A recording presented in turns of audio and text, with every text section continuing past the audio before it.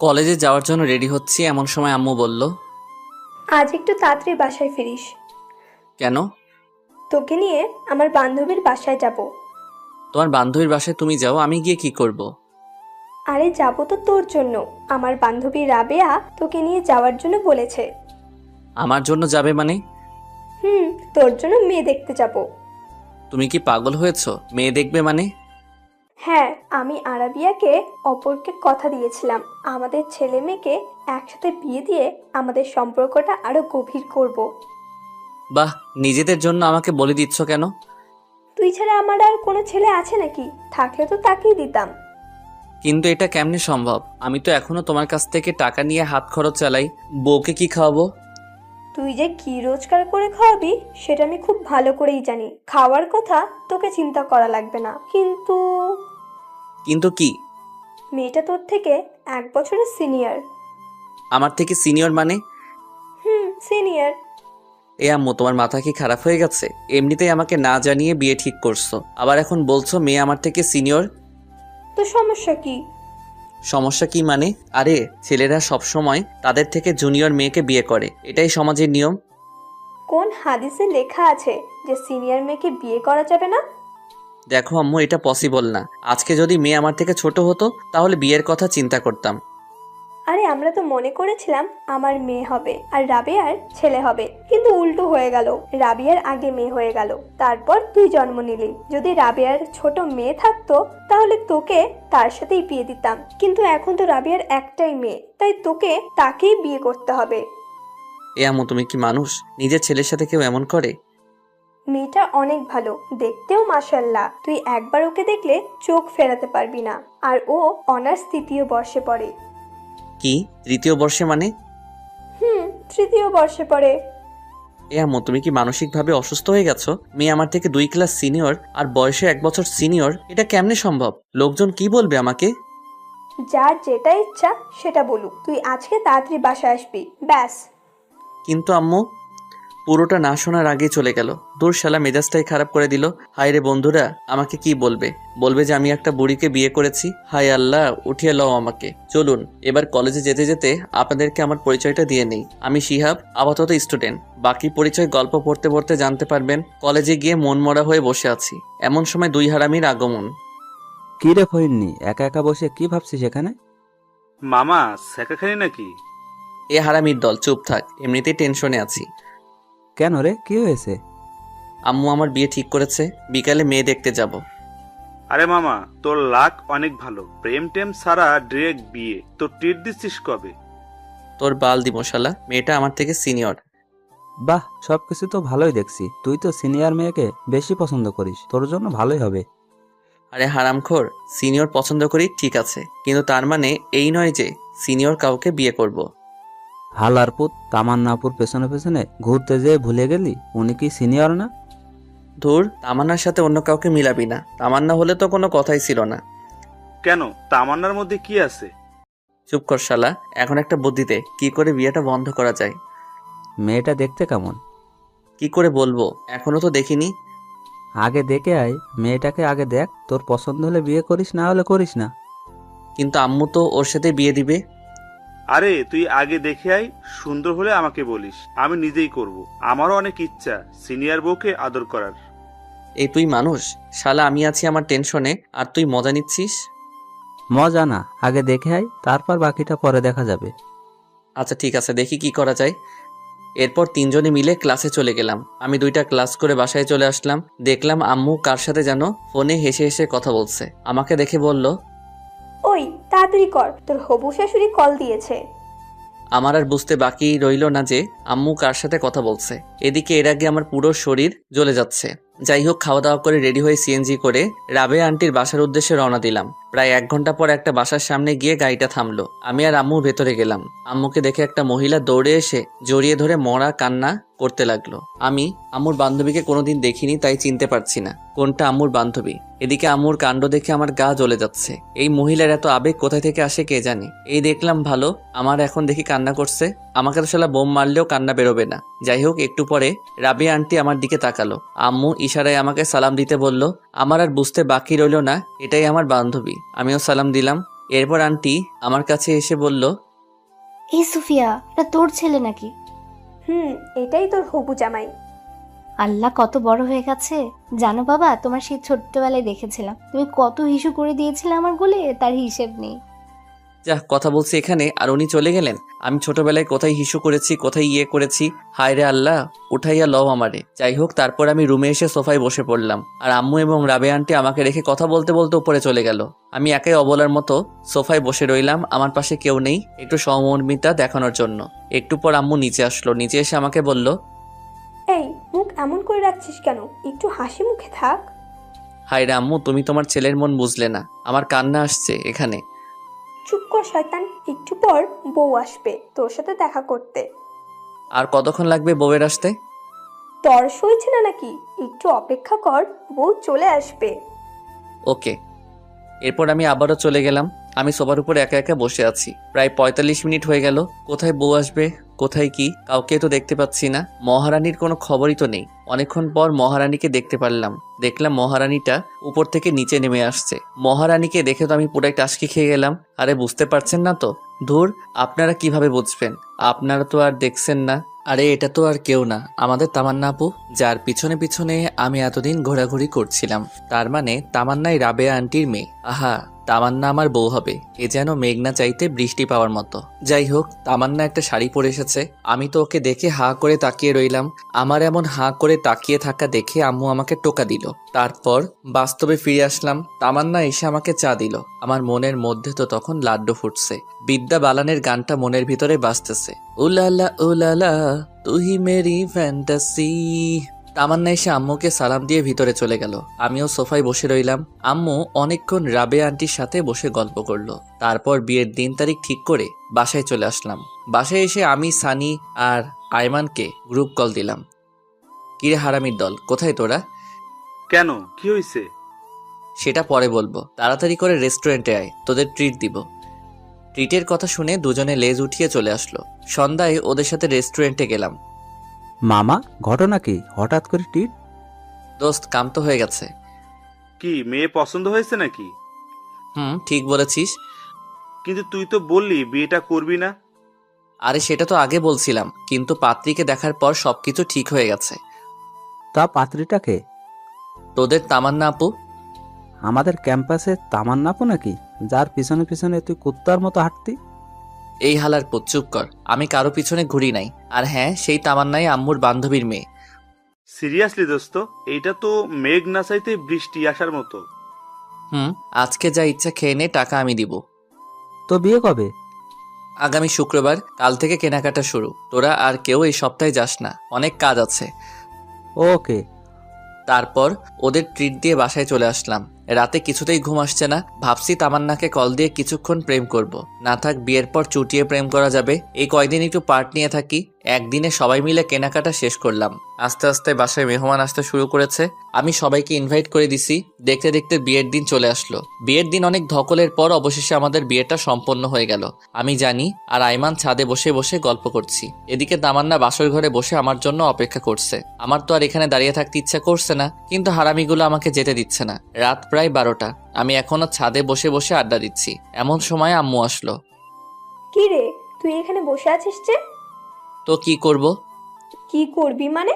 যা, ঘরে যা। মেয়েটা সে কখন থেকে একা একা বসে আছে। আন্টি, আমরা ওকে অনেক বলেছি, কিন্তু আমাদের কথা শুনছে না।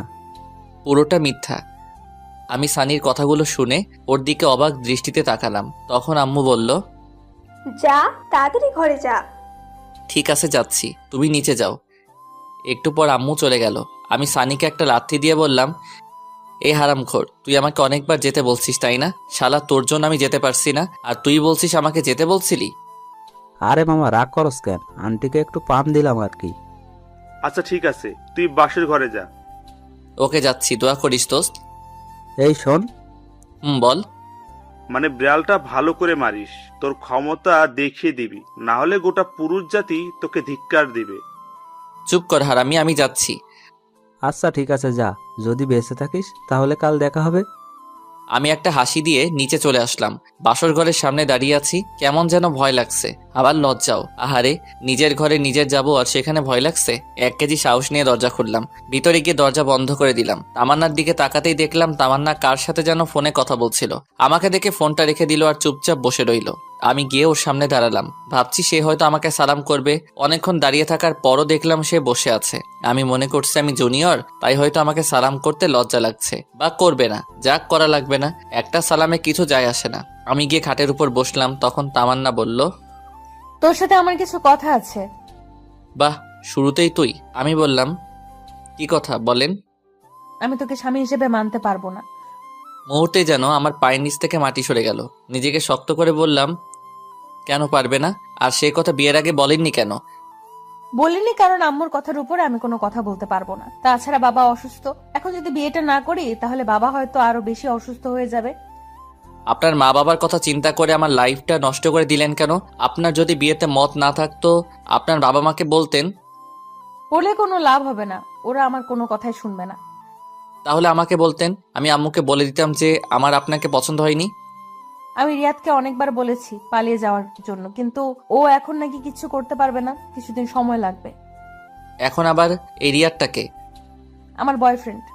তো এখন কি চান আপনি? আমি এখন আপনার জন্য কি করতে পারি? ডিভোর্স। তোকে আমাকে ডিভোর্স দিয়ে দিতে হবে। ডিভোর্স তো আর বললেই হয়ে যাবে না, কমপক্ষে 6 মাস তো আমাদের একসাথে থাকতেই হবে। কি 6 মাস? তোকে আমার 1 সেকেন্ডও সহ্য হয় না। ডিভোর্স পেতে হলে 6 মাস সহ্য করতেই হবে। আচ্ছা ঠিক আছে, আর একটা কথা, কি? এই 6 মাস আমার উপর কোনোভাবে স্বামীর অধিকার খাটাতে আসবি না। ওকে, কিন্তু এই 6 মাস সবার সামনে অন্তত বউয়ের মতো থাকবেন। মা যদি জানতে পারে অনেক কষ্ট পাবে, আর আমি মায়ের কষ্ট সহ্য করতে পারি না। আচ্ছা ঠিক আছে। তারপর আমি রুম থেকে চলে যাচ্ছিলাম, এমন সময় আবারও তামান্না বলল, এই কই যাস? বাহিরে যাই। এখানে থেকে কি করব? না, তুই বাইরে যাবি না। কেন? বাইরে গেলে সবাই সবকিছু বুঝতে পারবে। বাহ, বুদ্ধি আছে দেখছি। এরপর আমি খাটে ঘুমাতে যাব, এমন সময় তামান্না আবারও চিৎকার দিয়ে বলল, এই কি করছিস? কেন ঘুমাবো না? তো খাটে কেন? তাহলে কোথায় ঘুমাবো? তুই খাটে ঘুমাতে পারবি না, সোফায় ঘুমা। কেন, খাটে ঘুমালে সমস্যা কি?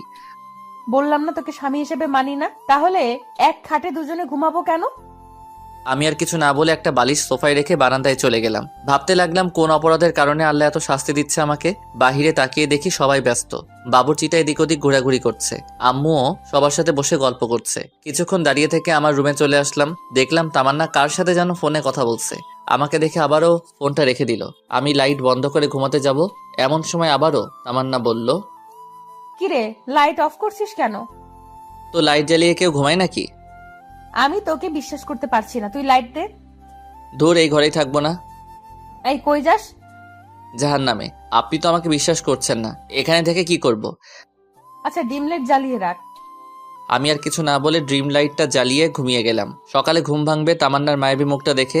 আহা, কি সুন্দর লাগছে দেখে, মনে হচ্ছে নিষ্পাপ একটা শিশু ঘুমাচ্ছে। হুমায়ুন আহমেদ বলেছিল, যে মেয়েকে ঘুমন্ত অবস্থায় সুন্দর দেখায় সেই প্রকৃত সুন্দরী। তামান্নাও সেই হুমায়ুন আহমেদের অজানা সুন্দরী পরী। কিছুক্ষণ তাকিয়ে থাকার পর ওর ঘুমটা ভেঙে যায়। আমাকে দেখার আগে আমি আবারও ঘুমিয়ে থাকার ভান করলাম। তামান্না উঠে ফ্রেশ হতে চলে গেল, আমিও উঠে নাস্তা করে বাহিরে চলে গেলাম। সানি আইমানকে গতকাল রাতের সব ঘটনা খুলে বললাম।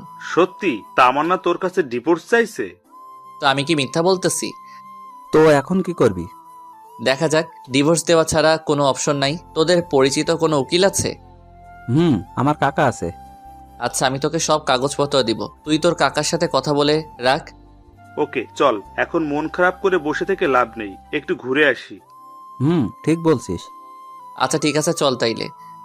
সারাদিন ওদের সাথে ঘোরাঘুরি করে রাত 9টায় বাসায় আসলাম। দেখি আব্বু আম্মু সবাই রেগে আগুন হয়ে আছে। কি রে, তুই সারাদিন কোথায় ছিলি? এই তো সানিয়া আর আইমানের সাথে। মোবাইল ধরছিস না কেন? সাইলেন্ট ছিল। তোর মধ্যে কোনো সেন্স নাই? বাসায় নতুন বউ রেখে বাইরে ঘুরতে লজ্জা করে না?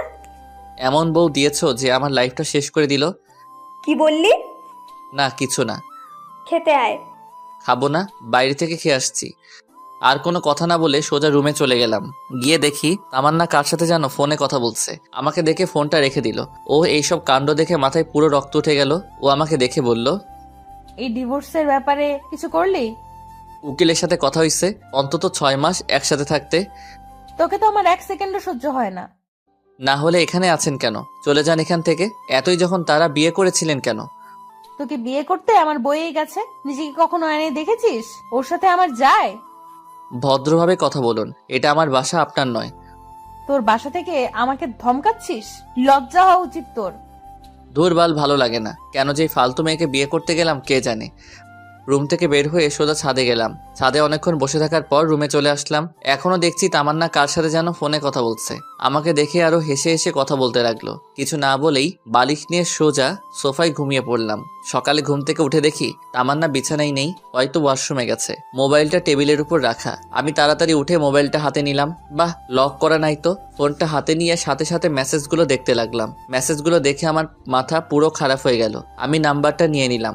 দরজার আওয়াজ শুনে মনে হচ্ছে তামান্না আসছে। আমি ফোনটা রেখে তাড়াতাড়ি করে বাহিরে চলে গেলাম। এভাবেই তামান্না আর আমার দিনগুলো যেতে লাগলো। আমি কলেজে যাওয়া শুরু করলাম। পরের দিন থেকে তামান্নাও যায়। আম্মু বলেছে দুজনকে একসাথে যাওয়ার জন্য, কিন্তু তামান্না আমাকে পার্সোনালি নিষেধ করেছে। আর তাই দুজনে বাসা থেকে একসাথে বেরোলেও একসাথে কলেজে যাই না। সেদিন ক্লাস শেষ করে বাহিরে এসে দেখি তামান্না তার বন্ধুদের সাথে বসে আড্ডা দিচ্ছে আর অনেক হাসাহাসি করছে। আমার তো এসব দেখে রক্ত মাথায় উঠে গেল। আমি ওর কাছে গিয়ে বললাম, চলেন। কোথায় যাব? বাসায় যেতে হবে। তুই যা, আমি যাব না তোর সাথে। তুই করে বলাতে সবাই আমার দিকে হা করে তাকিয়ে আছে। আম্মু বলেছে আপনাকে সাথে নিয়ে বাসায় যেতে। ওই কুত্তা, তোকে না বলেছি আমার উপর স্বামীর অধিকার খাটাতে আসবি না? যা তুই তোর মাকে নিয়ে। মাকে নিয়ে একদম বাজে কথা বলবেন না। বললে কি করবি? আপনি বাসায় চলুন। তাই বলে আমি ওর হাতটা ধরে টেনে বাসায় নিয়ে আসতে চাই না। এমন সময় ঠাস করে আমার গালে একটা চর বসিয়ে দিল। তোর সাহস কি করে হয় আমার হাত ধরার, বেয়াদব কোথাকার? এটা বলে তামান্না উঠে সেখান থেকে চলে গেল। আমি গালে হাত দিয়ে দাঁড়িয়ে রইলাম। পুরো ক্যাম্পাসের ছেলে মেয়ে সবাই আমার দিকে হা করে তাকিয়ে আছে। লজ্জায় মাথা কাটা গেল। আমি আর সেখানে দাঁড়িয়ে না থেকে পাশে একটা পার্কে এসে বসে রইলাম। এমন সময় তামান্না মোবাইল থেকে নেওয়া নাম্বারটার কথা মনে পড়লো। চিন্তা করলাম কল দেব, কিন্তু না, দিলাম না। নাম্বারটা সেভ করে নিলাম। নাম্বারটা সেভ করার সাথে সাথে ইমো অ্যাকাউন্ট চলে আসলো। তারপর ইমো অ্যাকাউন্টের প্রোফাইলে গিয়ে ছেলেটার ছবি দেখলাম। একটু হ্যান্ডসাম ছেলে, একটা বাইকের উপর বসে আছে। মনে হয় এই ছেলের সাথে তামান্নার রিলেশন চলছে। ছেলেটাকে দেখে আমার কেমন যেন মনে হলো প্লে বয়। আমি ছবিটা নিয়ে আমি আমার বন্ধুদের গ্রুপে ছবিটা দিয়ে দিলাম আর বললাম, যদি কেউ এই ছেলেকে কোথাও দেখে থাকেন তাহলে যেন সাথে সাথে আমাকে কল করে। তারপর সেখানে আরো কিছুক্ষণ থাকার পর বাসায় চলে গেলাম। বাসায় আসার সাথে সাথে আম্মু ঠাস করে একটা চর বসিয়ে দিল। আমি আবুলের মতো দাঁড়িয়ে রইলাম। মারলে কেন? বেশ করেছি, তোকে আরো মারা উচিত। কেন, কি করেছি আমি? লজ্জা করে না তোর বউ থাকা সত্ত্বেও অন্য একটা মেয়েকে নিয়ে পার্কে ঘুরতে যাস? মানে কে তোমাকে এসব কথা বলেছে? তোকে একটা মেয়ের সাথে দেখিনি? তামান্না তোকে নিষেধ করার জন্য তুই সবার সামনে তামান্নাকে চর মারিসনি? এ কথা শুনে তো আমার মাথায় আকাশ ভেঙে পড়বে। আম্মু, আমার কথাটা শোনো। তুই কোনো কথা বলবি না, আর আমাকে আম্মু বলে ডাকবি না। আমি কখনো চিন্তাও করতে পারিনি যে তুই এত খারাপ হয়ে যাবি। আম্মু, এসব মিথ্যা। আমি জানি না, তুই আমার চোখের সামনে থেকে চলে যা, তোকে যেন আর না দেখি। ধুর, কার মুখ দেখে যে সকালে ঘুম থেকে উঠলাম। এমনি সকাল থেকে আমার সাথে যা যা ঘটছে। এদিকে আম্মু আমাকে বিশ্বাস করছে না। ব্যাগটা ঘাড়ে নিয়ে বাইরে চলে গেলাম। বাইরে এসে একটা জায়গায় বসে রইলাম। অনেক রাত হয়ে গেছে, কি করব কিছু বুঝতে পারছি না। রাতে বাসায় না গিয়ে সানির বাসায় চলে গেলাম। কি রে, রাতের বেলায় তুই এখানে? কেন, সমস্যা হচ্ছে নাকি? সমস্যা হলে বলে দিয়ে চলে যাই।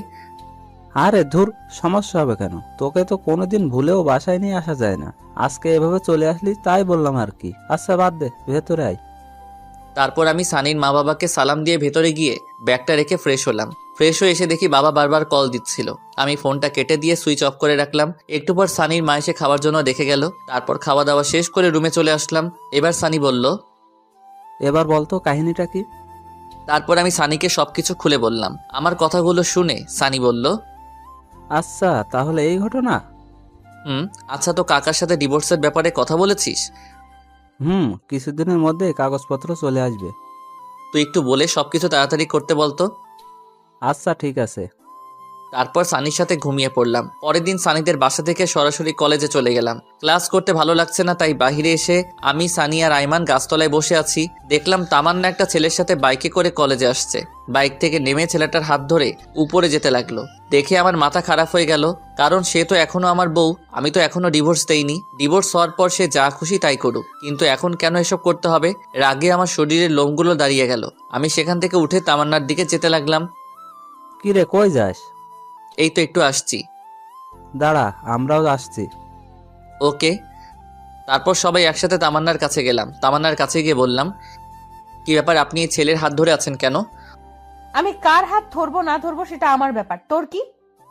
অবশ্যই আমার সমস্যা, ভুলে যাবেন না এখনো আপনি আমার স্ত্রী। তোকে আমি স্বামী হিসেবে মানি না। তোকে বলেছি না আমার উপর স্বামীর অধিকার খাটাতে আসবি না। আপনি না মানলেও আমার কিছু করার নেই, কারণ আপনি এখনো আমার স্ত্রী। আমাদের এখনো ডিভোর্স হয়নি। আমি যা বলবো আপনাকে তাই শুনতে হবে। যদি না চলি কি করবি? দেখবেন কি করতে পারি। দেখা তুই কি করতে পারবি। তাই বলে আমি তামান্নার দিকে আস্তে আস্তে এগোতে লাগলাম, আর সে পিছাতে লাগলো। আমি তার কাছে গিয়ে তামান্নার পাশে থাকার ছেলেটাকে একটা ঘুষি মারি। আমার কর্মকাণ্ড দেখে সবাই হা করে তাকিয়ে আছে। ছেলেটার কলার চেপে ধরলাম।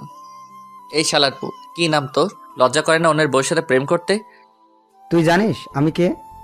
তুই আমেরিকার প্রেসিডেন্ট হলেও আমার দেখার টাইম নাই। তোকে যদি আর একবার তামান্নার সাথে দেখি তাহলে তোর খবর আছে। তুই আমার গায়ে হাত তুলছিস না? দেখ তোর কি হাল করি। তাই বলে পকেট থেকে ফোনটা বের করে কাকে যেন ফোন করতে গেল। তখন আমি ওর হাত থেকে মোবাইলটা কেড়ে নিয়ে একটা আছাড় মেরে ভেঙে ফেললাম। তারপর আরো একটা ঘুষি মারলাম। এবার ওর ঠোঁট কেটে রক্ত বেরোতে লাগলো। সানি আর আইমান আমাকে সেখান থেকে টেনে নিয়ে গেল। তামান্না আমায় রেগে যাওয়া দেখে ভয়ে কাঁপতে লাগলো। সানি আর আইমানের সাথে নিচে চলে আসলাম। তারপর কলেজের পিছনে গিয়ে অনেকক্ষণ বসে রইলাম। কিছুই ভালো লাগছে না, কলেজ ছুটি হয়ে গেছে। সানি, আমি আর আইমান বসে রইলাম। অনেকক্ষণ পর আমরাও উঠে হাঁটা দিলাম। পরে সানি আর আইমানের থেকে বিদায় নিয়ে বাসার দিকে রওনা দিলাম। ওরাও ওদের বাসায় চলে গেল। দুপুরবেলা রাস্তায় মানুষজন খুব একটা বেশি নেই, একেবারে নেই বললেই চলে। খেয়াল করলাম দুইটা ছেলে সিগারেট টানতে টানতে আমার পিছনে আসতে লাগলো। আর একটু সামনে যাওয়ার পর আরেকটা গলি থেকে 4 জন বেরিয়ে আসলো, দেখতে মাস্তান টাইপের। সবাই একসাথে আমার পিছু পিছু আসতে লাগলো। হঠাৎ করে একটি ছেলে পিছন থেকে আমার ঘাড়ে হাত রেখে চাপ দেয়। তাই দেখে আমি পিছনে তাকাই। আগুন আছে, সিগারেট খাবো? সরি, আমি ওসব খাই না। আইসে আমার লোক কে ছিলে, ওইসব খাই না। কি ব্যাপার, আপনাদের সমস্যা কি? আমার কোনো কথার উত্তর না দিয়ে একটা ছেলে আমার কাছে এসে আমার মুখটা চেপে ধরে, আর বাকি সবাই আমার উপর ঝাঁপিয়ে পড়ে। একা ছিলাম তাই সবার সাথে পেরে উঠতে পারিনি। ওরা সবাই অনেক বাজেভাবে আমাকে মারে। 2 জন আমার হাত ধরে রাখে, আর বাকিরা আমার গালে, বুকে, পেটে ঘোরাতে থাকে। মুখ দিয়ে রক্ত পড়ছে। আমি ওদের মার সহ্য করতে না পেরে শুয়ে পড়লাম। দেখলাম তামান্না আর ওই ছেলেটা বাইক নিয়ে আসলো। ছেলেটা সবাইকে বলল, মরে গেলে নদীতে নিয়ে গিয়ে লাস্টে ফেলে দিস। তাই বলে ওরা চলে গেল। তামান্না ছেলেটার কথা শুনে হাসতেছে। এরপর দুজনে বাইক নিয়ে চলে গেল। এমন সময় হঠাৎ করে একটা ছেলে লাঠি দিয়ে আমার মাথায় আঘাত করে। এরপর আমি সেন্সলেস হয়ে পড়ে যাই। এরপর আমার আর কিছু মনে নেই। আমার জ্ঞান ফেরার পর নিজেকে হাসপাতালে আবিষ্কার করলাম। দেখলাম আইমান আর সানি পাশে বসে আছে। এখন কেমন লাগছে? মোটামুটি ভালো। আম্মু কই? আন্টি এতক্ষণে এখানে ছিল। আমরা তাকে জোর করে বাসায় পাঠিয়ে দেই। এই 2 দিন আন্টি এখানে থেকে থেকে তিনিও অসুস্থ হয়ে গেছেন। তার মানে 2 দিন পর আমার জ্ঞান আসলো। শরীরের প্রত্যেকটা অঙ্গ ব্যথা করছে। অনেক কষ্টে উঠে বসলাম। তারপর ওদেরকে বললাম, তামান্না এসেছিল কি? একবার এসেছিল, ওর বাবা নাকি অসুস্থ, সেখানে চলে গেছে। ও আচ্ছা। তো তোর এই অবস্থা কি করে হলো? এই, তুই কি বলছিস? ও ঠিক মতো কথা বলতে পারছে না, আর তুই ঘটনা জিজ্ঞেস করছিস? আচ্ছা তোরা সবাই বাসায় চল, বাসায় গিয়ে তোদের সবকিছু বলবো। এখন বাসায় যাওয়া যাবে না, ডাক্তার বলেছে তোকে হাসপাতালে আরো 2 দিন থাকতে হবে। এখানে থাকতে ভালো লাগছে না, আমাকে একটা কল দে, আজকেই এখান থেকে চলে যাব। তারপর আম্মু হাসপাতালে আসলো। আম্মু এসে আমাকে জড়িয়ে ধরে কান্নাকাটি করতে লাগলো। তারপর ডাক্তারের থেকে পারমিশন নিয়ে বাসায় চলে গেলাম। সেদিন রাতে সানি আর আইমান আমার সাথেই ছিল। রাতে ওদের দুজনকে সবকিছু খুলে বলি। তারপর আমি সানিকে বললাম তাড়াতাড়ি করে ডিভোর্স পেপার রেডি করতে। সেদিন রাতে 3 জন একসাথে ঘুমিয়ে পড়লাম। পরের দিন দেখি তামান্না ওর বাবার বাড়ি থেকে চলে এসেছে। আমাকে দেখে বলল, কি রে, এখনো বেঁচে আছিস? আমি তো ভেবেছিলাম মারা গেছিস। রাগে আমার রক্ত গরম হয়ে গেল। সানি আর আইমান সবকিছু শুনে ফেলে। ওদেরকে দেখে তামান্না চোরের মতো ঘর থেকে বেরিয়ে গেল। সেদিন থেকে আমি আর ওর সাথে কথা বলি না, এমনকি আমি আমার নিজের রুমেও যাই না। অসুস্থতার জন্য কলেজে যেতে পারছি না। তামান্না ঠিকই কলেজে যাচ্ছে। ও যে কলেজে গিয়ে ঠিক কি করে তা আমি খুব ভালো করেই জানি। এভাবে আরো 1 সপ্তাহ পেরিয়ে গেল। তামান্নার আচরণ দিন দিন আরো খারাপ হতে লাগলো। একদিন সকালে ঘুরতে বের হয়েছি, এমন সময় ফাহাদের কল আসলো। কি রে, কি অবস্থা তোর? এই তো আমরা ভালো। তোর কি অবস্থা? আমারও ভালো। তো কি মনে করে ফোন করলি? দোস্ত, তুই যে একটা ছেলে ছবি দিয়েছিলি, মনে আছে? তো কি হয়েছে এখন? ওই ছেলেটাকে দেখলাম পার্কে একটা মেয়ে নিয়ে বসে আছে। আরে কি বলিস, কোন পার্কে? তারপর ফাহাদ আমাকে ঠিকানা দিল। ঘড়ির দিকে তাকিয়ে দেখি 11টা বাজে। তার মানে তামান্না কি কলেজের নাম করে পার্কে ঘুরতে গেছে? কেমন যেন খারাপ লাগছে। বিয়ের পর স্বামীকে রেখে অন্য ছেলের সাথে কেউ ঘুরতে যায়, আর ছেলেটা কেমন একটা বিবাহিত মেয়েকে নিয়ে ঘুরতে যায়। অথচ মা এসব কথা শুনে আমাকে সন্দেহ করে না। না, এত কিছু ভেবে লাভ নেই, এখন চুপচাপ পার্কে যাই। তারপর ওদের দুজনের কিছু ছবি তুলে নিয়ে আম্মুকে দেখাতে হবে, তাহলে ডিভোর্সটা দিতে খুব সুবিধা হবে। তাড়াতাড়ি পার্কে গেলাম, ফাহাদ সেখানে দাঁড়িয়ে আছে। তারপর ফাহাদ ও আমি দুজন পার্কের ভেতরে চলে গেলাম। দেখলাম সেই ছেলেটি যে লোক পাঠিয়ে আমাকে মেরেছিল আর তামান্না ও যার বাইকে ঘোরাঘুরি করে, ছেলেটাকে স্পষ্ট দেখা যাচ্ছে, কিন্তু তামান্নার মুখটা ঠিক বোঝা যাচ্ছে না। আমার পিছন থেকে দেখে কেন যেন মনে হচ্ছে এটা তামান্না নয়। উল্টো পথে গিয়ে দেখি আমার ধারণাই ঠিক, মেয়েটা তামান্না নয়। তার মানে ছেলেটা এরকম আরো অনেক মেয়ের সাথে প্রেমের অভিনয় করে। শালাকে দেখলেই মনে হয় একটা প্লে বয়। আর কিছু না ভেবে চুপচাপ পকেট থেকে ফোনটা বের করে ভিডিও করতে লাগলাম। আহা কি সুন্দর, দুজন দুজনকে জড়িয়ে ধরে আছে, হাতে হাত রেখে হাসাহাসি করছে। আমি ফাহাদকে বললাম, তুই ভিডিও করতে থাক, আর আমি যেটুকু ভিডিও করেছি সেটা তামান্নাকে হোয়াটসঅ্যাপ করে দেই। তাই বলে সাথে সাথে তামান্নাকে ভিডিওটা পাঠিয়ে দিলাম। তামান্না ভিডিওটা দেখে আমাকে বারবার কল দিতে লাগলো, কিন্তু আমি কলটা রিসিভ করছি না, বারবার কেটে দিচ্ছি। তারপর সে আমাকে একটা মেসেজ করলো জায়গাটা কোথায় জানার জন্য। তারপর আমি পার্কের ঠিকানাটা লিখে তামান্নাকে পাঠিয়ে দিলাম। আমি আর ফাহাদ সেখানে দাঁড়িয়ে রইলাম। 10 মিনিট পর দেখলাম তামান্না পার্কে চলে আসলো। আমি তামান্নাকে দেখে আমি আর ফাহাদ দুজনে গাছের আড়ালে লুকিয়ে গেলাম। দেখছি তামান্না ছেলেটাকে পাগলের মতো খুঁজতে লাগলো। তারপর অনেক খোঁজাখুঁজি শেষে ছেলেটাকে দেখতে পাই। ছেলেটাকে দেখে কোনো কথা না বলে সোজা ছেলেটার কাছে গিয়ে শার্টের কলার ধরে করে 2টা চড় ছেলেটার গালে বসিয়ে দেয়। ছেলেটা সেটা দেখে তামান্নার দিকে রাগী চোখে তাকালো। এরপর তামান্না বলতে শুরু করলো, ছি, তোর লজ্জা করে না আমার সাথে রিলেশন চলাকালীন অন্য একটা মেয়ের সাথে কিভাবে ঢলাঢলি করতে? তুমি যা ভাবছো তা নয়, আমার কথাটা একবার শোনো। তোর কথা আর কি শুনবো? যা দেখার তা তো নিজের চোখেই দেখলাম। তামান্নার এসব কথা শুনে ছেলেটার পাশে থাকা মেয়েটিও অনেক রেগে গিয়ে ছেলেটাকে একটা চর মেরে সেখান থেকে চলে যায়। আমি আর ফাহাদ এসব দেখছি আর হাসছি। এবার ঠেলা সামলাও প্লে বয়। মেয়েটা চলে যাওয়ার পর ছেলেটা তামান্নার গালে একটা চর বসিয়ে দেয়। সাথে সাথে লাগে রক্ত আমার মাথায় উঠে গেল। ইচ্ছা করছে ছেলেটাকে এখানে মেরে পুঁতে ফেলি, কিন্তু না, তামান্নাও আমাকে অনেক কষ্ট দিয়েছে, আর তাই এবার সে বুঝুক ভালোবাসার মানুষ কষ্ট দিলে তা কেমন লাগে। বেশি আলগা পিরিত দেখালে এমনটাই হয়। ছেলেটা তামান্নাকে বলতে লাগলো, ওই, তুই আমাকে ফারিয়ার সামনে অপমান করলি কেন? বেশ করেছি, তুই আমার সাথে রিলেশনে থেকে অন্য একটা মেয়ের সাথে কি করছিস? হ্যাঁ, কি তোর রিলেশন? হা হা হা, তুই ভাবলি কি করে আমি তোর সাথে রিলেশন করছি? মানে আমি কোনোদিন তোর সাথে রিলেশন করিনি। তোর সাথে যা ছিল সেটা হচ্ছে টাইম পাস। আর তুই ভাবলি কি করে তোর মতো একটা মেয়েকে আমি আমার বউ বানাবো? কেন আমাকে বিয়ে করতে পারবে না কেন? যে মেয়ে বিয়ের পর স্বামীর সাথে খারাপ ব্যবহার করে, বাসায় স্বামী রেখে অন্য একটা ছেলের সাথে রিলেশন করে, তাকে বিয়ে করা আমার পক্ষে কোনোভাবেই সম্ভব না। প্রপোজ করার সময় মনে ছিল না? সবই মনে ছিল, কিন্তু আমি তো তোর সাথে রিলেশন করিনি। যা করেছি তা হচ্ছে টাইম পাস, টাকা নেওয়ার জন্য আর তোর শরীর ভোগ করার জন্য। টাকা তো অনেক আগেই খেয়েছি, কিন্তু তোর শরীরটা ভোগ করতে পারিনি। তাই এতদিন আমার নাটকটা চালিয়ে যেতে হলো। আমি বিয়ে করব ফারিয়াকে, ওর বাবার অনেক টাকা আছে। তোর বাবার কি আছে? এটা শুনে তামান্না ছেলেটাকে আর একটা চর মারে। তারপর কান্না করতে করতে বলছে, তোর মতো বাটপার আমি আমার জীবনেও দেখিনি। আমি শুধুমাত্র তোর জন্য শিহাবকে অনেক কষ্ট দিয়েছি, কিন্তু আর না। আজকে থেকে আমাদের সম্পর্ক এখানেই শেষ, আর কোনো দিন আমার সামনে আসবি না। এটা বলে তামান্না কাঁদতে কাঁদতে বাসায় চলে যায়। আর এদিকে ছেলেটা গালে হাত দিয়ে আবুলের মতো দাঁড়িয়ে আছে। তামান্না কথা ভেবে খুব খারাপ লাগছে। বেচারি খুব ভালোবাসতো ছেলেটাকে। আবার আমার অনেক ভালো লাগছিল যে ফকির নিয়ে আমার সাথে অনেক বাজে ব্যবহার করেছে। এবার ঠেলা বোঝ, আর কিছুদিন অপেক্ষা কর, আমিও তোকে ডিভোর্স দিয়ে দিব। তখন বুঝবি এই শিহাব তোর জীবনে কতটা গুরুত্বপূর্ণ ছিল। যাই হোক, আমি ফাহাদকে ধন্যবাদ দিলাম, কারণ সে আজকে খবরটা না দিলে ছেলেটা হয়তো তামান্নার সাথে ফিজিক্যাল রিলেশন করত। আল্লাহ বাঁচাইছে।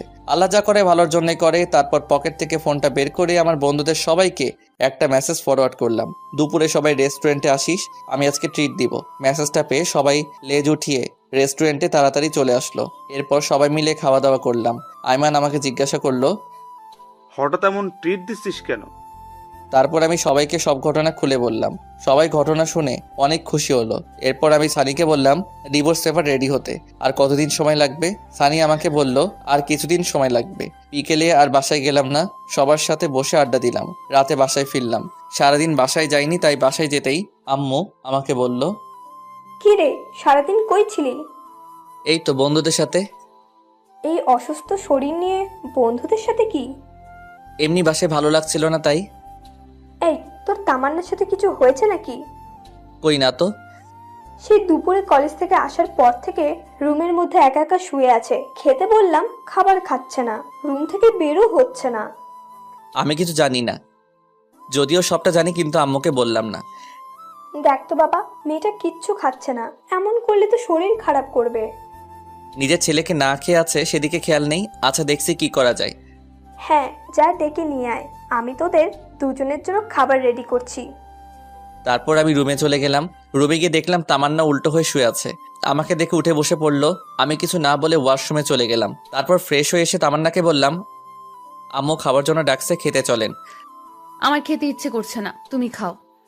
আমি তো পুরাই অবাক হয়ে গেলাম। যেই মেয়ে আমাকে তুই ছাড়া কোনোদিন কথা বলেনি, আজকে সেই মেয়ে আমাকে তুমি করে বলছে। খাবেন না কেন? আম্মু বলল দুপুরেও তো কিছু খাননি, আপনার গালে এসব কিসের? ওসব কিছু না, মশা মারতে গিয়ে দাগ পড়েছে। তাড়াতাড়ি খেতে চলেন, সবাই বসে আছে। বললাম তো আমি খাবো না, তুমি যাও। কি আর করা, আমি খেতে চলে গেলাম। আমাকে একা দেখে মা বলল, কি রে, আসলো না খেতে? ও নাকি খাবে না, অসুস্থ। ও আল্লাহ, বলিস কি? ডাক্তারকে খবর দে তাড়াতাড়ি। আরে আম্মু এত চিন্তা করো না তো, এমন কিছু না, এমনি একটু অসুস্থ, ঠিক হয়ে যাবে। আমি আর কিছু না বলে খাবার খেয়ে রুমে যেতে লাগলাম। তখন মা বলল, বাবা শোন, আম্মু কিছু বলবে? আমি বলছিলাম কি, খাবারটা রুমে নিয়ে যা, ওর খিদে লাগলে খেয়ে নেবে। প্লিজ বাবা, খাবারটা রুমে নিয়ে যা। কি আর করার, নিজের অনিচ্ছা সত্ত্বেও খাবারটা রুমে নিয়ে যেতে হলো। তারপর খাবারগুলো টেবিলের উপর রাখলাম আর তামান্নাকে বললাম, ভাত নিয়ে আসছি, খেয়ে নিন, না হলে শরীর খারাপ করবে। আর কিছু না বলে একটা বালিশ নিয়ে সোফায় ঘুমিয়ে পড়লাম। তামান্না কিছু একটা বলতে গিয়েও বলল না। রাতে কিছু একটা শব্দ শুনে ঘুমটা ভেঙে গেল। তাকিয়ে দেখি তামান্না পাগলের মতো খাবারগুলো খাচ্ছে। আমি মুচকি মুচকি হাসছি আর মনে মনে বলছি, গরিবের কথা বাসি হলেও মিষ্টি হয়। আমি না দেখার ভান করে শুয়ে আছি। তামান্না একবার খাবার খাচ্ছে আর একবার আমার দিকে তাকাচ্ছে। তারপর আমি ঘুমিয়ে পড়লাম।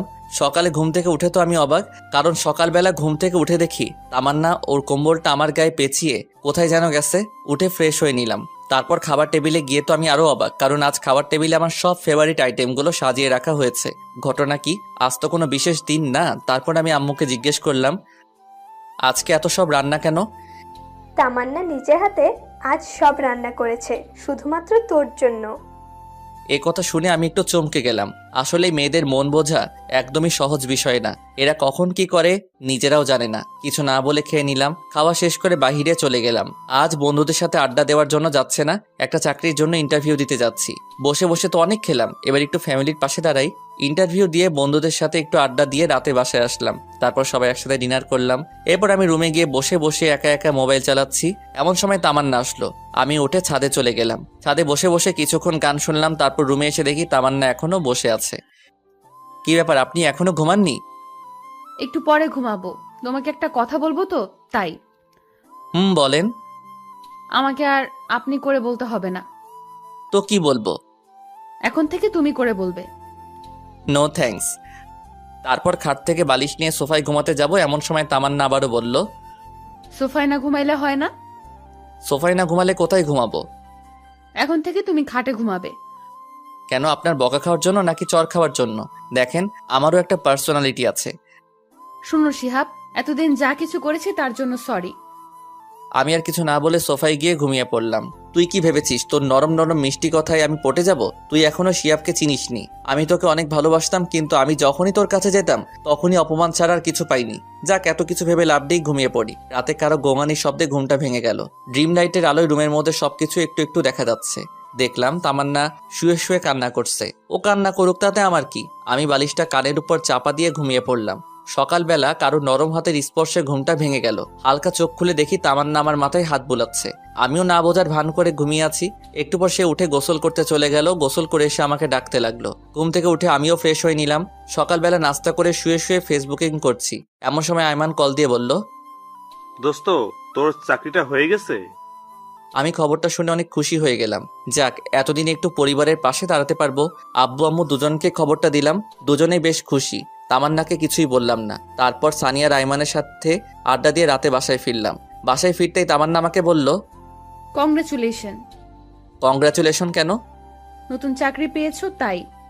ও আচ্ছা, ধন্যবাদ। পরের দিন সকালে ঘুম থেকে উঠে নাস্তা করে রেডি হয়ে অফিসে চলে গেলাম। আজ অফিসের প্রথম দিন, অনেক ভালো লাগলো। অফিসের কলিগের সাথে পরিচিত হলাম, বসের সাথে পরিচিত হলাম। এক কথায় দিনটা অনেক ভালো কাটলো। এইভাবে আরো 10টি দিন কেটে গেল। তামান্না বারবার আমার কাছে আসতে চাই, আমার সাথে কথা বলতে চাই, কিন্তু আমি ওর সাথে কথা বলি না, কারণ অতীতের কথাগুলো আমি এখনো ভুলি নাই। তামান্নার জন্য আমি এতদিন কলেজে যাই নাই বললেই চলে। সেদিন কলেজে সবার সামনে অপমান করার পর থেকে আর কলেজে যাই না, শুধু পরীক্ষাটা দিয়ে চলে আসি। পরের দিন অফিসে যাচ্ছি, এমন সময় আম্মু এসে বলল, কি রে, অফিসে যাচ্ছিস? কিছু বলবে? হ্যাঁ, বলছিলাম কি, তামান্নার মা ফোন করেছিল, সে নাকি একটু অসুস্থ, তাই তামান্নাকে ওর মা যেতে বলেছে। তো যাক না, আমি কি বারণ করেছি? না মানে, আমি বলছিলাম কি, তুই যদি দিয়ে আসতি তাহলে খুব ভালো হতো। আমি কিভাবে দিয়ে আসবো? অফিসে দেরি হয়ে যাবে তো। হবে না, তামান্না রেডি আছে, প্লিজ বাবা তুই একটু ওকে নামিয়ে দিয়ে যা। কি আর করার, অনিচ্ছা সত্ত্বেও আম্মুর কথা শুনে তামান্নাকে নিয়ে বেরিয়ে পড়লাম। একটা সিএনজি নিলাম। তামান্না আর আমি পাশাপাশি বসে আছি, কিন্তু কেউ কারোর সাথে কোনো কথা বলছি না। তামান্নার মুখ দেখে বুঝতে পারছি সে কিছু বলতে চায়, কিন্তু বলতে পারছে না। তাই দেখে আমি বললাম, কিছু বলবেন কি? তোমার অফিস কখন শেষ হবে? 4টায়, কাজের চাপ থাকলে দেরি হতে পারে। আচ্ছা, একটা কথা বলি। জি বলেন। তোমার অফিসে কি মেয়ে কলিগ আছে? হ্যাঁ, 5 জন আছে, 2 জন আমার পাশেই বসে। ও আচ্ছা। কথা বলতে বলতে তামান্না তো বাসার সামনে চলে আসলাম। তামান্নাকে তামান্নাদের বাড়িতে নামিয়ে দিয়ে আসতে যাব, এমন সময়, বাসায় আসবে না? না, আমার অফিসে দেরি হয়ে যাচ্ছে। তাহলে অফিসে সে এসো। না, আর কারো অপমান সহ্য করব না। এমনিতেই অনেক অপমান সহ্য করেছি। কলেজে যাওয়া বন্ধ করে দিছি, আপনি ভেতরে যান। তামান্না কিছু বলতে চাইছিল, কিন্তু আমি ওর কথা না শুনে সিএনজি ড্রাইভারকে বললাম গাড়ি টান দিতে। তারপর সোজা অফিসে চলে গেলাম। সারাদিন অফিস করে বিকেলে আড্ডা দিয়ে বাসায় গেলাম। আমি বাসায় যেতেই আম্মু আমাকে বলল, কি রে, তুই এখানে কেন? তো কোথায় যাব? তামান্নাদের বাসায় যাসনি? আমাকে কি পাগলা কুত্তায় কামড়াইছে? ভালো লাগছে না, খাবার দাও তো। তোমার কথা রাখতে গিয়ে আজ আমার জীবন তেজপাতা হয়ে গেল। কি বললি? কিছু না, খাবার দাও তাড়াতাড়ি, আমি ফ্রেশ হয়ে আসছি। আচ্ছা আয়। তারপর ফ্রেশ হয়ে এসে খাওয়া দাওয়া করে রুমে গিয়ে শুয়ে রইলাম। আহ কি শান্তি, কতদিন পর আজ একটু শান্তি করে বিছানায় ঘুমাবো। এতদিন এই ফকিন্নির জন্য বিছানায় ঘুমাতে পারিনি। মনে হচ্ছে 20টা বছর খাটে ঘুমাই না। শুয়ে শুয়ে গান শুনছি, এমন সময় একটা অচেনা নাম্বার থেকে কল আসলো। আসসালামু আলাইকুম, কে বলছেন? আমি। আরে এই আমিটাকে? আরে আমি তামান্না বলছি। ও আচ্ছা, তো এটা আবার কার নাম্বার? আমার একটা কাজিনের নাম্বার। তুমি ঠিক মতো খাইছো? হ্যাঁ খাইছি, আপনি খাইছেন? হুম। আচ্ছা, এখন আপনার আম্মু কেমন আছে? জি ভালো। আচ্ছা তাহলে এখন ফোনটা রাখি, ঘুমাবো, খুব ঘুম পাচ্ছে। ওকে। কল কেটে দিয়ে ভাবছি হঠাৎ এত কেয়ার নিচ্ছে কেন। মেয়ে মানুষকে বিশ্বাস করতে নাই, এদের মনে কখন কি চলে তা নিজেরাও জানে না। যাই হোক, তামান্না যে আস্তে আস্তে আমার প্রতি দুর্বল হচ্ছে সেটা আমি ঠিকই বুঝতে পারছি। এভাবে আরো 1 সপ্তাহ কেটে গেল। আমি আরামসে বিছানায় খাওয়া দাওয়া করে অফিসে যাই আর বন্ধুদের সাথে আড্ডা দেই। তামান্নার সাথে আর কথা বলি না। যদি সে নিজে থেকে কল দেয় তাহলে হাই হ্যালো ছাড়া অতিরিক্ত কোনো কথা হয় না। সেদিন অফিসে কাজ করছি, সানি এমন সময় কল করলো। কি রে, কি অবস্থা তোর? এই তো ভালো, তোর কি অবস্থা? আসি রে, বেকার মানুষের আর কি অবস্থা। আচ্ছা শোন, যে জন্য কল করেছিলাম, বল। তোর ডিভোর্স পেপার রেডি হয়ে গেছে। বিকেলে পুকুর পাড়ে আসিস, পেপারটা নিয়ে যাস। ধন্যবাদ দোস্ত। শুকনো ধন্যবাদ দিতে হবে না, টিট দিতে হবে। আচ্ছা ঠিক আছে, তাহলে আইমানকেও সাথে নিয়ে আসিস। আচ্ছা ঠিক আছে।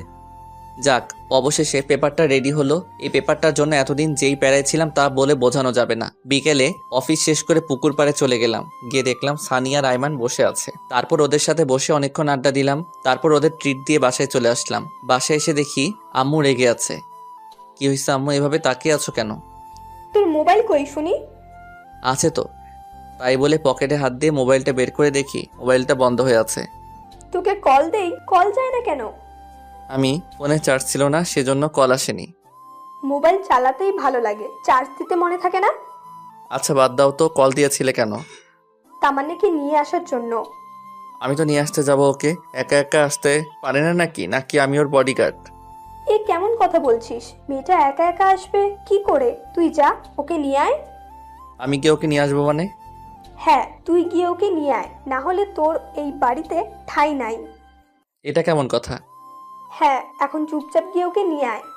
কি আর করার, বাসা থেকে বেরিয়ে আবার তামান্নাদের বাসায় গেলাম। ওদের বাসায় গিয়ে দেখি 8:30 বাজে। অনেকক্ষণ ধরে কলিং বেল বাজাচ্ছে কিন্তু দরজা খুলছে না। অনেকক্ষণ পর তামান্নার মা এসে দরজা খুলে দিল। আসসালামু আলাইকুম, কেমন আছেন?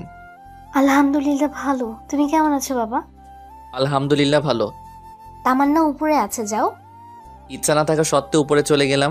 গিয়ে দেখলাম তামান্না রেডি হয়ে বসে আছে। আমি ওকে বললাম, রেডি হইছেন? আম্মা ফোন করেছিল, কিন্তু তুমি আসতে এত দেরি করলা কেন? অফিস থেকে আসতে একটু দেরি হয়ে গেছে। আচ্ছা চলুন। এখন না, পরে যাব, আগে খাওয়া দাওয়া করে নেই। বাসায় গিয়ে খাবো। না, এখান থেকে খেয়ে বাসায় যাব, আম্মু সব রান্না করেছে। কি আর করার, খাওয়া দাওয়া করে বাসার উদ্দেশ্যে রওনা দিলাম। সিএনজির ভিতরে কেউ কারোর সাথে কথা বলছিলাম না। মনে মনে ভাবতে লাগলাম, আজ থেকে আর আরাম করে খাটে ঘুমাতে পারবো না। একটু পর বাসায় আসলাম। বাসায় এসে দেখি বাসার সব লাইট অফ করা। দরজায় টোকা দেওয়ার আগে দরজা খুলে গেল। বাসার ভিতরে সব লাইট বন্ধ। তারপর আম্মুকে অনেকবার ডাকলাম, ধুর কোনো সারা শব্দ নাই। অনেক চিন্তায় পড়ে গেলাম, কোনো অঘটন ঘটলো না তো? তামান্না ভয়ে আমার হাত চেপে ধরে রাখলো। আমি পকেট থেকে মোবাইলটা বের করে লাইট জ্বালাতে যাব, এমন সময় আমাদের দুজনকে অবাক করে দিয়ে অনেকগুলো লাইট একেবারে চলে গেল। এরপর সানি, আইমান আর আম্মু একসাথে বলে উঠলো, happy birthday to you, happy birthday dear Tamanna, many many happy returns of the day. আমি তো পুরাই টাস্কি খেয়ে গেলাম। এসব কে করলো, কখন করলো আর কিভাবে করলো? আমি তো এই 2 ঘন্টা আগে বাসায় ছিলাম, কই তখন তো কিছুই ছিল না। আমি শুধু ভাবছি। আর তামান্না আম্মুকে বলল, আম্মু, আপনি কি করে জানলেন আজকে আমার জন্মদিন? আর এত কিছুই বা কে করলো? সবাই একসাথে আমাকে দেখিয়ে দিল। আমি তো আবার টাস্কি খেয়ে গেলাম। যাই হোক, তারপর সবাই মিলে কেকটা কাটলাম। কেক কেটে তাহলে আমাকে একটু খাইয়ে দিল। তারপর আমিও ওকে খাইয়ে দিলাম। একা একা সবাই খেয়ে নিলাম। সবাই মিলে অনেক মজা করলাম। এরপর সানি, আইমান আর আম্মু তামান্নাকে অনেকগুলো গিফট দিল। আমি বাকি রইলাম। সানি তামান্নাকে বলল, আমি আমার গিফট কাল সকালে দেব। আমি তো নির্বাক হয়ে দাঁড়িয়ে রইলাম। এরপর আমি সানি আর আইমান ছাদে চলে গেলাম। ছাদে গিয়ে আমি সানিকে বললাম, কিরে তোরা এত কিছু কিভাবে জানলি? আমরা তো কিছুই জানতাম না, আন্টি আমাদের ফোন করে সবকিছু বলেছে, আর আন্টি তোকে সবকিছু জানাতে বারণ করেছে। ও আচ্ছা, এই সানি তুই যে বললি আমি কাল সকালে ওকে গিফট দিব, ওকে আমি কি গিফট দিব? আরে বেটা, তামান্না তোর কাছে কি চেয়েছিল? ডিভোর্স, তাই না? আর ডিভোর্স পেপার তো রেডি হয়ে গেছে। কাল সকালে ডিভোর্স পেপার তামান্নাকে দিবি, আর এটাই হবে ওর সব থেকে বড় উপহার। একদম ঠিক বলছিস। আচ্ছা অনেক রাত হয়েছে, এখন ঘুমাতে যাই। চল। এরপর ছাদ থেকে নেমে সানিয়া রাইমানকে একটা রুমে রেখে আমি আমার রুমে চলে গেলাম। রুমে গিয়ে দেখি তামান্না বসে বসে মোবাইল চালাচ্ছে।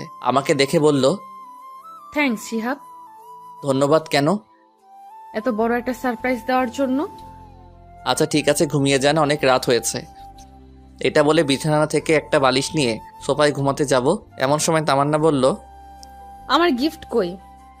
কাল সকালে অফিসে যাওয়ার আগে টেবিলের উপর রেখে যাব। ওকে আচ্ছা, একটা কথা বলি। বলেন। সোফায় না ঘুমালে হয় না? সোফায় না ঘুমালে কোথায় ঘুমাবো? খাটে ঘুমাও, অসুবিধা নাই। নো থ্যাঙ্কস, লাগবে না, আপনি ঘুমিয়ে যান। আর কিছু না বলেই ঘুমিয়ে পড়লাম। সকালে ঘুম থেকে উঠে দেখি তামান্না আমার আগেই ঘুম থেকে উঠে গেছে। আমি ফ্রেশ হয়ে ডাইনিং টেবিলে গিয়ে দেখি আম্মু রান্না করছে আর তামান্না সবকিছু ডাইনিং টেবিলে গুছিয়ে রাখছে। তারপর নাস্তা করে রুমে এসে ডিভোর্স পেপারটা হাতে নিলাম। অনেক কষ্ট হচ্ছে ডিভোর্স পেপারটা নিয়ে অনেকক্ষণ ধরে দাঁড়িয়ে আছি, সাইন করতে পারছি না। মেয়েটাকে অনেক ভালোবেসে ফেলেছিলাম, কিন্তু কি করার, হয়তো সে অন্য কারো কাছে ভালো থাকবে আমার থেকে, আর আমিও চাই সে সবসময় ভালো থাকুক। মনকে শক্ত করে সাইনটা করেই ফেললাম। ডিভোর্স পেপারের সাথে আরেকটা ছোট চিটকুট লিখলাম, আজ আপনার জন্মদিনে সব থেকে বড় উপহারটা দেওয়ার চেষ্টা করলাম। আমি জানি এই উপহারটা আপনার জন্য সব থেকে বেস্ট, যেটা আপনি আমার থেকে চেয়েছিলেন। আশা করি আপনিও সাইনটা করে দিবেন। দোয়া করি সবসময় ভালো থাকবেন, আর পারলে আমাকে মাফ করে দিবেন আপনাকে অনেক কষ্ট দেওয়ার জন্য। আর আমি চাই আপনি সবসময় ভালো থাকেন। এরপর চিরকুট আর ডিভোর্স পেপার টেবিলের ওপর রেখে অফিসে চলে গেলাম। অফিসে যাওয়ার পথে অনেক পুরাতন একটা বন্ধুর সাথে দেখা, তারপর তার সাথে অনেকক্ষণ আড্ডা দিলাম। বন্ধুর সাথে আড্ডা দেওয়াতে অফিসে যেতে 20 মিনিট দেরি হলো। এরপর দেরিতে অফিসে যাওয়ার জন্য বসের অনেক ঝাড়ি শুনতে হলো। রাগে মোবাইলটা সাইলেন্ট করে রেখে কাজ করতে শুরু করি। অন্য দিনের তুলনায় আজকে একটু কাজের চাপ বেশি, কিন্তু কিছুই করার নাই। বেশি বাড়াবাড়ি করলে চাকরি থেকে বের করে দেওয়া হবে। বিকেলবেলা অফিস শেষে পকেট থেকে মোবাইলটা বের করতেই আমি পুরো অবাক হয়ে গেলাম। আম্মু 122টা কল দিয়েছে। তামান্নার আম্মুও অনেকগুলো কল দিয়েছে। সানি, আইমানের কোনো মেসেজগুলো দেখে আমি তো আরো অবাক। একসাথে এতগুলো মেসেজ, এতগুলো কল, ব্যাপারটা কি কিছুই তো বুঝতেছি না। আর এতগুলো কল SMS আসলো, আমি টেরই পাইলাম না। মোবাইলটা হাতে নিয়ে দেখি তামান্না আম্মু আবার ফোন দিছে। হ্যালো। কোনো কথা বলছে না, শুধু কান্না করছে। তারপর আমি কলটা কেটে আমার আম্মুর কাছে কল দিলাম। আম্মু কল ধরছে না। এখন কি করব কিছুই তো বুঝতে পারছি না। আবার আইমানকে কল করলাম। হ্যালো দোস্ত, কি অবস্থা?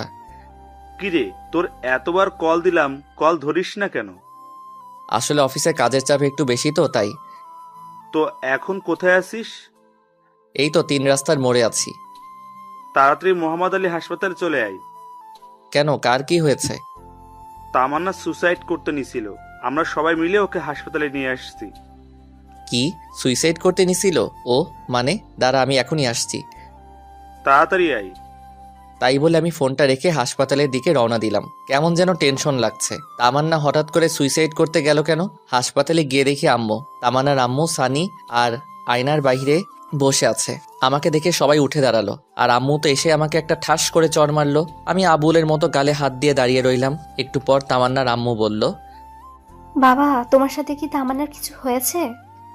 কই আমার সাথে তো কিছু হয়নি। তাহলে ও সুইসাইড করতে গেল কেন?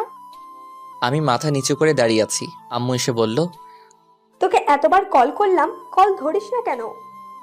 অফিসে কাজের চাপ ছিল, তাই মোবাইলটা সাইলেন্ট করে রেখেছিলাম। লাগবে না তোর চাকরি করা। আজকের পর থেকে তুই আর চাকরি করতে যাবি না। আর তুই আমাকে মিথ্যে বলছিস কেন? আমি কি মিথ্যা বলছি? তামান্না এতদিন তোর সাথে যা যা করেছে আমাকে জানাসনি কেন? তোমাকে এসব কে বলেছে? আম্মু সানি আর আইমানের দিকে দেখিয়ে দিল। আমি বুঝে গেলাম ওরাই আম্মুকে সব ঘটনা বলে দিছে। সানি, পাড়া, আইমানের দিকে আমি রাগী দৃষ্টিতে তাকালাম। ওরা নিচের দিকে তাকিয়ে আছে। এমন সময় ডাক্তার এসে বলল, রোগীর জ্ঞান ফিরেছে। এটা শুনে আম্মু আর তামান্নার আম্মু ভিতরে চলে গেল। সানি আর আইমান যেতে চাইলো, কিন্তু আমি ওদের দুজনকে ধরে বললাম, এই ওদের মধ্যে আম্মুকে সব কথা কে বলেছে? কিরে, কথা বলছিস না কেন? আমরা দুজনেই বলেছি। কেন বলছিস? জানিস আম্মু কত কষ্ট পাবে এখন? কারণ তামান্নাকে আম্মু পছন্দ করে, আমার সাথে বিয়ে দিয়েছে। আন্টিকে না বলে উপায় ছিল না। আন্টি আমাদের যেভাবে চাপের মুখে ফেলে রেখেছিল, তাতে আমরা না বলে কোনো উপায় খুঁজে পাইনি। সরি দোস্ত। দূর শালা। দোস্ত, একটা কথা বলি। কি কথা বল? দোস্ত, তামান্নাকে ডিভোর্সটা না দিলে হয় না? মনে হয় ওকে ডিভোর্সটা না দেওয়াই ভালো। কেন, তোর হঠাৎ এমনটা মনে হলো কেন? দেখ, তামান্না তোকে আগে ইগনোর করতো, অবহেলা করতো, কিন্তু এখন তো সে তোর প্রতি দুর্বল হয়ে গেছে। আস্তে আস্তে তোকে ভালোবাসতে শুরু করেছে। দেখছিস না, ডিভোর্স পেপার পাওয়ার সাথে সাথে সে সুইসাইড করতে গেছিল। দোস্ত, সানি ঠিক কথাই বলেছে। আমারও তাই মনে হয়। ওকে ডিভোর্স দিস না। এই সব কিছুই ছিল মনে মনে। আসলে তামান্নাকে বোঝাতে হবে ভালোবাসার মানুষের থেকে কষ্ট পেলে কেমন লাগে, তাই ওকে আরো কিছু কষ্ট পেতে হবে। আচ্ছা, ওইসব পরে দেখা যাবে। শোন, তামান্নাকে আরো কিছু শাস্তি দিতে হবে। আমার সাথে যেসব করেছে তার ফল ওকে পেতেই হবে। তুই এই অবস্থায় ওকে শাস্তি দিতে চাচ্ছিস? এই অবস্থায় ওকে কিভাবে শাস্তি দিবি? সময় হলেই সবকিছু দেখতে পারবি। এখন এসব না ভাবলেও চলবে। আমরা 3 জন কথা বলছি, আমাকে সবাই আম্মু বাহিরে আসলো। বাহিরে এসে আমাকে বলল, এই হারামজাদা, তোর মনে কি একটু দয়া মায়া নেই? মেয়েটা যে এখন কেমন আছে একটু খবর নেওয়া যায় না? আয় ভেতরে আয়, তামান্না তোকে ডাকছে। আম্মুর কথা শুনে আমরা 3 জনে ভিতরে গেলাম। আমি ভিতরে গিয়ে তামান্নার মাথার কাছে বসলাম। আমাকে দেখে একটু অভিমান করে মাথাটা অন্যদিকে ঘুরিয়ে নিল। এরপর আম্মু সবাইকে ইশারা করলো বাহিরে যেতে। আম্মুর কথায় সবাই বাহিরে চলে গেল। ভেতরে আমি আর তামান্না রইলাম। দুজনে চুপ করে বসে আছি, কেউ কোনো কথা বলছি না। দুজনে চুপ থাকার পর আমি নীরবতা দেখে বললাম, এখন আপনার কি অবস্থা? সেটা কারো না জানলেও চলবে। কথা শুনে বুঝলাম মেয়েটা আমার উপর অনেক অভিমান করে আছে। সমস্যা নাই বালিকা, দেখতে থাকো। তোমার জন্য আরো কত কি অপেক্ষা করছে, সামনে যে আরো কত কি হতে যাচ্ছে সেটা আমি নিজেও জানি না। কিছুক্ষণ পর আমি আবারও বললাম, রাগ করেছেন? রাগ করার মানুষ থাকলে তো রাগ করব। আমার কি রাগ করার মানুষ আছে নাকি? আচ্ছা বাদ দেন, এই কাজটা কেন করতে গেলেন সেটা বলেন। তুই কি কিছুই বুঝিস না? আপনি কেন সুইসাইড করতে নিয়েছিলেন সেটা আমি কি করে জানবো? যা, তোর কিছুই বুঝতে হবে না। তুই এখানে কেন এসেছিস? এখান থেকে চলে যা। আমি মারা গেলে তো সব থেকে বেশি তুই খুশি হতি। সবাই আপনাকে দেখতে আসতে বলেছে, তাই দেখতে আসছি। কি? সবাই দেখতে আসতে বলছি, তাই তুই আমাকে দেখতে আসছিস? তার মানে তুই আমাকে মন থেকে দেখতে আসিসনি? আচ্ছা এইসব বাদ দেন তো, জন্মদিনের উপহারটা কেমন লাগছে আপনার? অনেক ভালো। উপহারটা পাওয়ার খুশির ঠেলায় তো নিজের জীবনটা দিয়ে দিতে চাইছিলাম, কিন্তু পারলাম না। খুশি হননি কেন? আজ থেকে তো আপনি মুক্ত। এখন থেকে নিজের ইচ্ছা মতো চলতে পারবেন, প্রেম করতে পারবেন, ঘুরতে যেতে পারবেন। ডিভোর্স পেপারে সাইন করতে গিয়ে তোর কি একটু বুক কাঁপেনি? না, আমি শুধু আপনার ইচ্ছাটা পূরণ করতে চাইছি। তুই জীবনেও আমাকে বুঝবি না। আমার কাউকে বুঝতে হবে না। আমরা কথা বলছি, আমার সময় আম্মু এসে বলল, কি রে, তোদের কথা বলা শেষ হয়েছে? আমরা তো কথাই বলি নাই, কথা শুরুই হয় নাই, শেষ হয় নাই, কথা শেষ হবে কি করে? সুফিয়া তামান্নাকে আমার বাসায় নিয়ে যায়, কিছুদিন আমার বাসায় রেখে তারপর পাঠিয়ে দেব। তুই যেটা ভালো মনে করিস। বাহ, দুজনের বন্ধুত্ব টিকিয়ে রাখার জন্য মাঝখানে আমাকে বলি দেওয়া হলো। আমি কেবিন থেকে বের হয়ে যাচ্ছি। আসার সময় আম্মু বলল, কি রে, তুই কোথায় যাস? বাসায় যাচ্ছি। আবার কোথায় যাব? যা, তামান্নাকে ওদের বাসায় দিয়ে আয়। আমি কিছু না বলে চুপচাপ দাঁড়িয়ে আছি, সেটা দেখে আম্মু আবার বলল, কি রে, আমি কি বলছি কথা কানে যায় না? আরে দিয়ে আসবো তো, সমস্যা নাই, কিন্তু তুমি এমন করছো কেন? চুপচাপ গিয়ে একটা সিএনজি নিয়ে আয়। তারপর আমি আর কিছু না বলে বাহিরে গিয়ে একটা সিএনজি থেকে নিয়ে আসলাম। তারপর আমি তামান্নার আম্মু সিএনজিতে উঠে ওদের বাসার উদ্দেশ্যে রওনা দিলাম। সানি আর আইমানকে বললাম আম্মুকে ঠিকমতো বাসায় পৌঁছে দিতে। গাড়ির মধ্যে কেউ কোনো কথা বলি না। গাড়ি থেকে নেমে তামান্নাকে ধরে ধরে বাসার ভিতরে নিয়ে যাচ্ছি, কিন্তু ফকিন্নিটা হাঁটতে পারছে না। ইচ্ছা না থাকা সত্ত্বেও ওকে কোলে নিতে হলো। তারপর ওকে কোলে করে নিয়ে ওর রুমে রেখে আসলাম। বাহ, ফকিন্নিটার মনে মনে লাড্ডু ফুটছে। আমিও খুশি, কখনো ওকে এভাবে স্পর্শ করিনি। কিন্তু জানো, তুমি তো জানো না তোমার জন্য আমি কি পরিমাণ বাস রেডি করতেছি। বাস থেরাপি দিয়েই আমি তোমার অহংকার মাটিতে লুটাবো, তুমি টেরও পাইবা না আমি কি জিনিস। যাই হোক, বাসের ভিতরে নিয়ে আমি তামান্নাকে রুমে নিয়ে গিয়ে খাটের উপর শুয়ে দিলাম। ও আল্লাহ গো, মেয়েদের এত ওজন আগে জানা ছিল না। দেখলে মনে হয় ফু দিলে বাতাস উড়ে যাবে, কিন্তু আজ কোলে নিয়ে বুঝতে পারলাম এত ওজন কি বলবো। তামান্নাকে খাটে রেখে আমি হাঁপাতে লাগলাম। আমার এমন অবস্থা দেখে তামান্না হাসতে লাগলো। যাই হোক, ওকে বাসায় রেখে আমি চলে আসতে লাগলাম। এমন সময় পিছন থেকে ডাক দিয়ে তামান্না বলল, শিহাব, জি কিছু বলবেন? বলছি আমি আজকে না গেলে হয় না? না, আমাকে বাসায় যেতেই হবে, অফিস থেকে আসছি, এখনো ড্রেস চেঞ্জ করিনি। আচ্ছা, তো কিছু খাইছো কি? না, খাবার সময় পাইনি, বাসায় গিয়ে খাবো। এখান থেকে খেয়ে যাও। No thanks. আর কিছু না বলে সোজা হাঁটা দিলাম। তামান্নার আম্মু অনেকবার করলো থেকে যেতে, কিন্তু আমি না করে দিয়ে বিদায় নিয়ে বাড়িতে চলে আসলো। তারপর বাসায় এসে ফ্রেশ হয়ে নাস্তা করে শুয়ে পড়লাম। এভাবে আরো কিছুদিন কেটে গেল। এর মধ্যে আমি আর তামান্নার সাথে কোনো যোগাযোগ করিনি। মাঝে মাঝে তামান্না আমাকে কল দিত, কিন্তু আমি ধরতাম না। কিছুদিন পর সকালবেলা হঠাৎ অফিসে যাওয়ার জন্য রেডি হচ্ছি, এমন সময় আম্মু এসে বলল, কি রে, অফিসে যাচ্ছিস? হ্যাঁ, কিছু বলবে? তোর অফিস কয়টায় ছুটি? বিকাল 4টায়, তবে কাজের চাপ বেশি হলে দেরি হতে পারে। না, বলছিলাম যে অনেক দিন হলো মেয়েটাকে দেখি না, যদি অফিস শেষে তামান্নাকে বাড়ি নিয়ে আসতি। সরি আম্মু, আমি পারবো না। যার আসার সে নিজেই আসবে। এটা কেমন কথা? একটা মেয়ে একা একা কি করে আসবে? যেভাবে খুশি সেভাবে আসবে, আমি কিছু জানি না। যদি তোমার এতই দেখতে ইচ্ছে করে তাহলে তুমি গিয়ে নিয়ে আসো। যা, তোরা না লাগবে না, আমার মেয়েকে আমি নিয়ে আসবো। তোমার যা ইচ্ছে তাই করো, আমার কি। আর কিছু না বলে বাসা থেকে বেরিয়ে গেলাম। এরপর একটা সিএনজি নিয়ে সোজা অফিসে গেলাম। বিকালে অফিস শেষ করে বন্ধুদের সাথে আড্ডা দিয়ে বেশ রাত করে বাসায় ফিরলাম। বাসায় এসে দেখি তামান্না চলে এসেছে। আমি কিছু না বলে ফ্রেশ হয়ে রুমে গিয়ে শুয়ে পড়লাম। একটু পর তামান্না এসে বলল, শিহাব, তুমি আমাকে ভুলেই গেছো। একটাবার খবর নাও না, আমি কেমন আছি, কি করছি। মনে রাখার জন্য কি কোনো চুক্তিপত্র হয়েছে নাকি যে আপনাকে মনে রাখতে হবে? আচ্ছা বাদ দাও, খাবার রেডি, খেতে এসো। আমি খাবো না, বাইরে থেকে খেয়ে আসছি, আপনারা খেয়ে নিন। তাহলে আর কিছু না বলে রুম থেকে চলে গেল। আমি রুমে শুয়ে শুয়ে ফেসবুকিং করছি। একটু পর তামান্না আসলো। দেখে মনে হয় খাওয়া দাওয়া শেষ করে আসলো। রুমে এসে আমার সামনে বারবার হাঁটাহাঁটি করছে, তাই দেখে আমি ওকে বললাম, আপনি এখানে কেন এসেছেন? মানে আপনি এই বাসায় কেন এসেছেন? আপনার চাওয়া পাওয়া তো আমি পূরণ করে দিয়েছি, আবার কি? তুমি এভাবে কথা বলছো কেন? বললাম তো আগের ঘটনার জন্য আমি সরি। এসব বলে লাভ নাই। আপনি ডিভোর্স চাইছেন, আমি ডিভোর্স দিয়ে দিছি। এখন থেকে আপনি আপনার মতো আর আমি আমার মতো। আমি এসব মানি না। আমি আম্মুকে ছাড়া থাকতে পারবো না। আম্মু যেদিন নিজে আমাকে বাড়ি থেকে বের করে দিবে আমি সেদিন চলে যাব। আমি আর কিছু না বলে শুয়ে শুয়ে মোবাইল চালাচ্ছি। একটু পর তামান্না এসে বিছানায় উঠতে লাগলো। আমি তা দেখে ওকে বললাম, এই কি করছেন আপনি? কেন ঘুমাবো না নাকি? ঘুমাবেন ঠিক আছে, কিন্তু খাটে কি? আপনি মনে হয় ভুলে গেছেন এটা আমার রুম, আমার খাট, তাই আপনি আমার খাটে ঘুমাতে পারবেন না।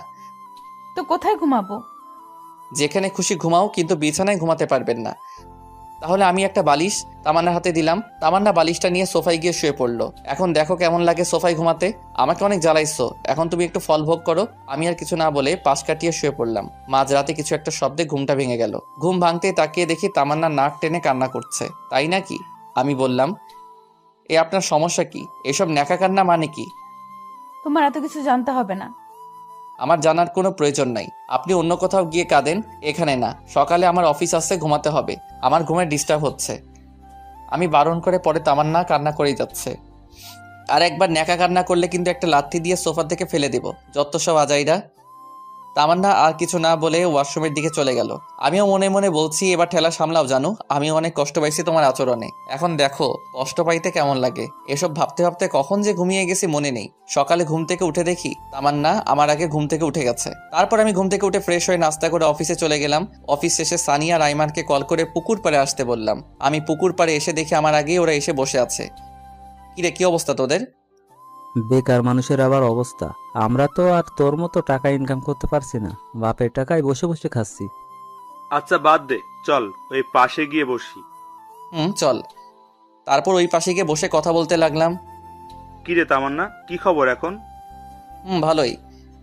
যাক, ভালো হলেই ভালো। কিন্তু দোস্ত, আমি একটা বিষয় কিছুতেই বুঝতে পারছি না। কি? তামান্নাকে ডিভোর্স দিলাম, সেটার কোনো খবর নাই, আবার আমার বাড়ি থেকেও যাচ্ছে না।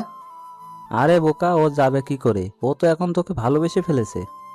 আচ্ছা দোস্ত, যা হয়েছে সব ভুলে যা। এখন সবকিছু ঠিক করে নিয়ে নতুন করে জীবন শুরু কর, এটাই ভালো হবে।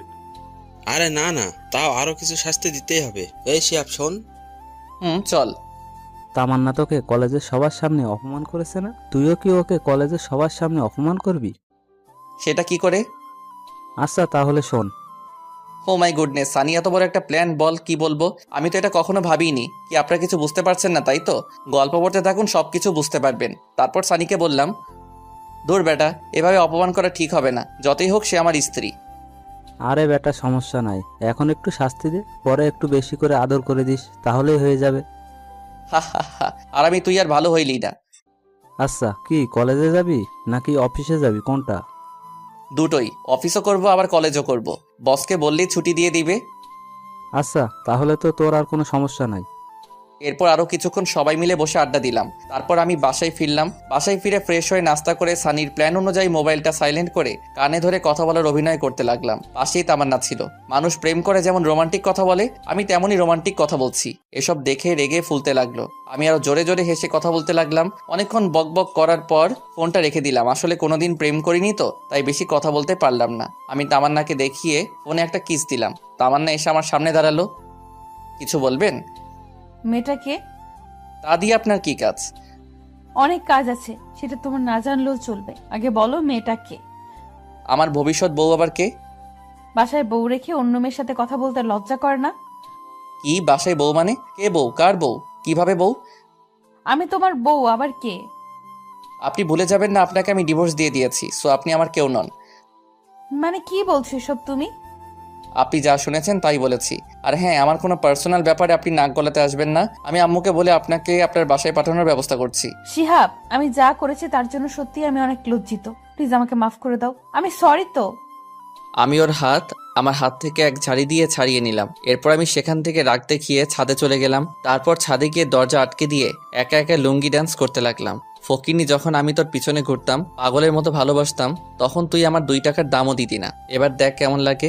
একটু পর ছাদ থেকে নেমে এসে ডিনার করে রুমে গিয়ে শুয়ে পড়লাম। তামান্না যথারীতি একটা বালিশ নিয়ে সোফায় ঘুমিয়ে পড়ল।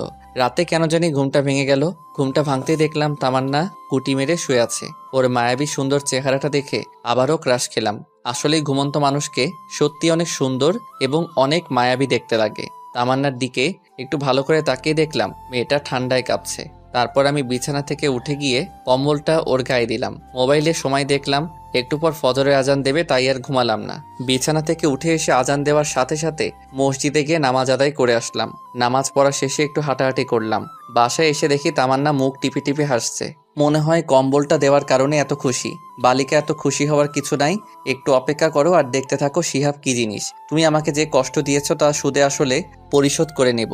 সকালে নাস্তা করে রুমে এসে মোবাইল টিপতেছি, এমন সময় আম্মু এসে বলল, কি রে, আজকে অফিসে যাবি না? না আম্মু, আজকে ছুটি নিয়েছি। কেন রে, শরীর খারাপ নাকি? না আম্মু, অনেকদিন হলো কলেজে যাইনি, তাই ভাবছি আজকে কলেজে যাব। আর কলেজে একটু কাজও আছে। তামান্না আমার পাশেই ছিল। ও আমার কলেজে যাওয়ার কথা শুনে আম্মুকে বলল, আমি বলছিলাম কি, আমিও তো অনেকদিন হলো কলেজে যাই না, আর পড়াশোনাটাও ঠিকভাবে হচ্ছে না। যদি আজকে শিহাবের সাথে কলেজে যাই তাহলে কি কোনো সমস্যা হবে? আরে আমার আবার কি সমস্যা হবে? তোরা দুজন কলেজে যাবি, যা। ধন্যবাদ আম্মু। এই শিহাব, হ্যাঁ আম্মু বলো।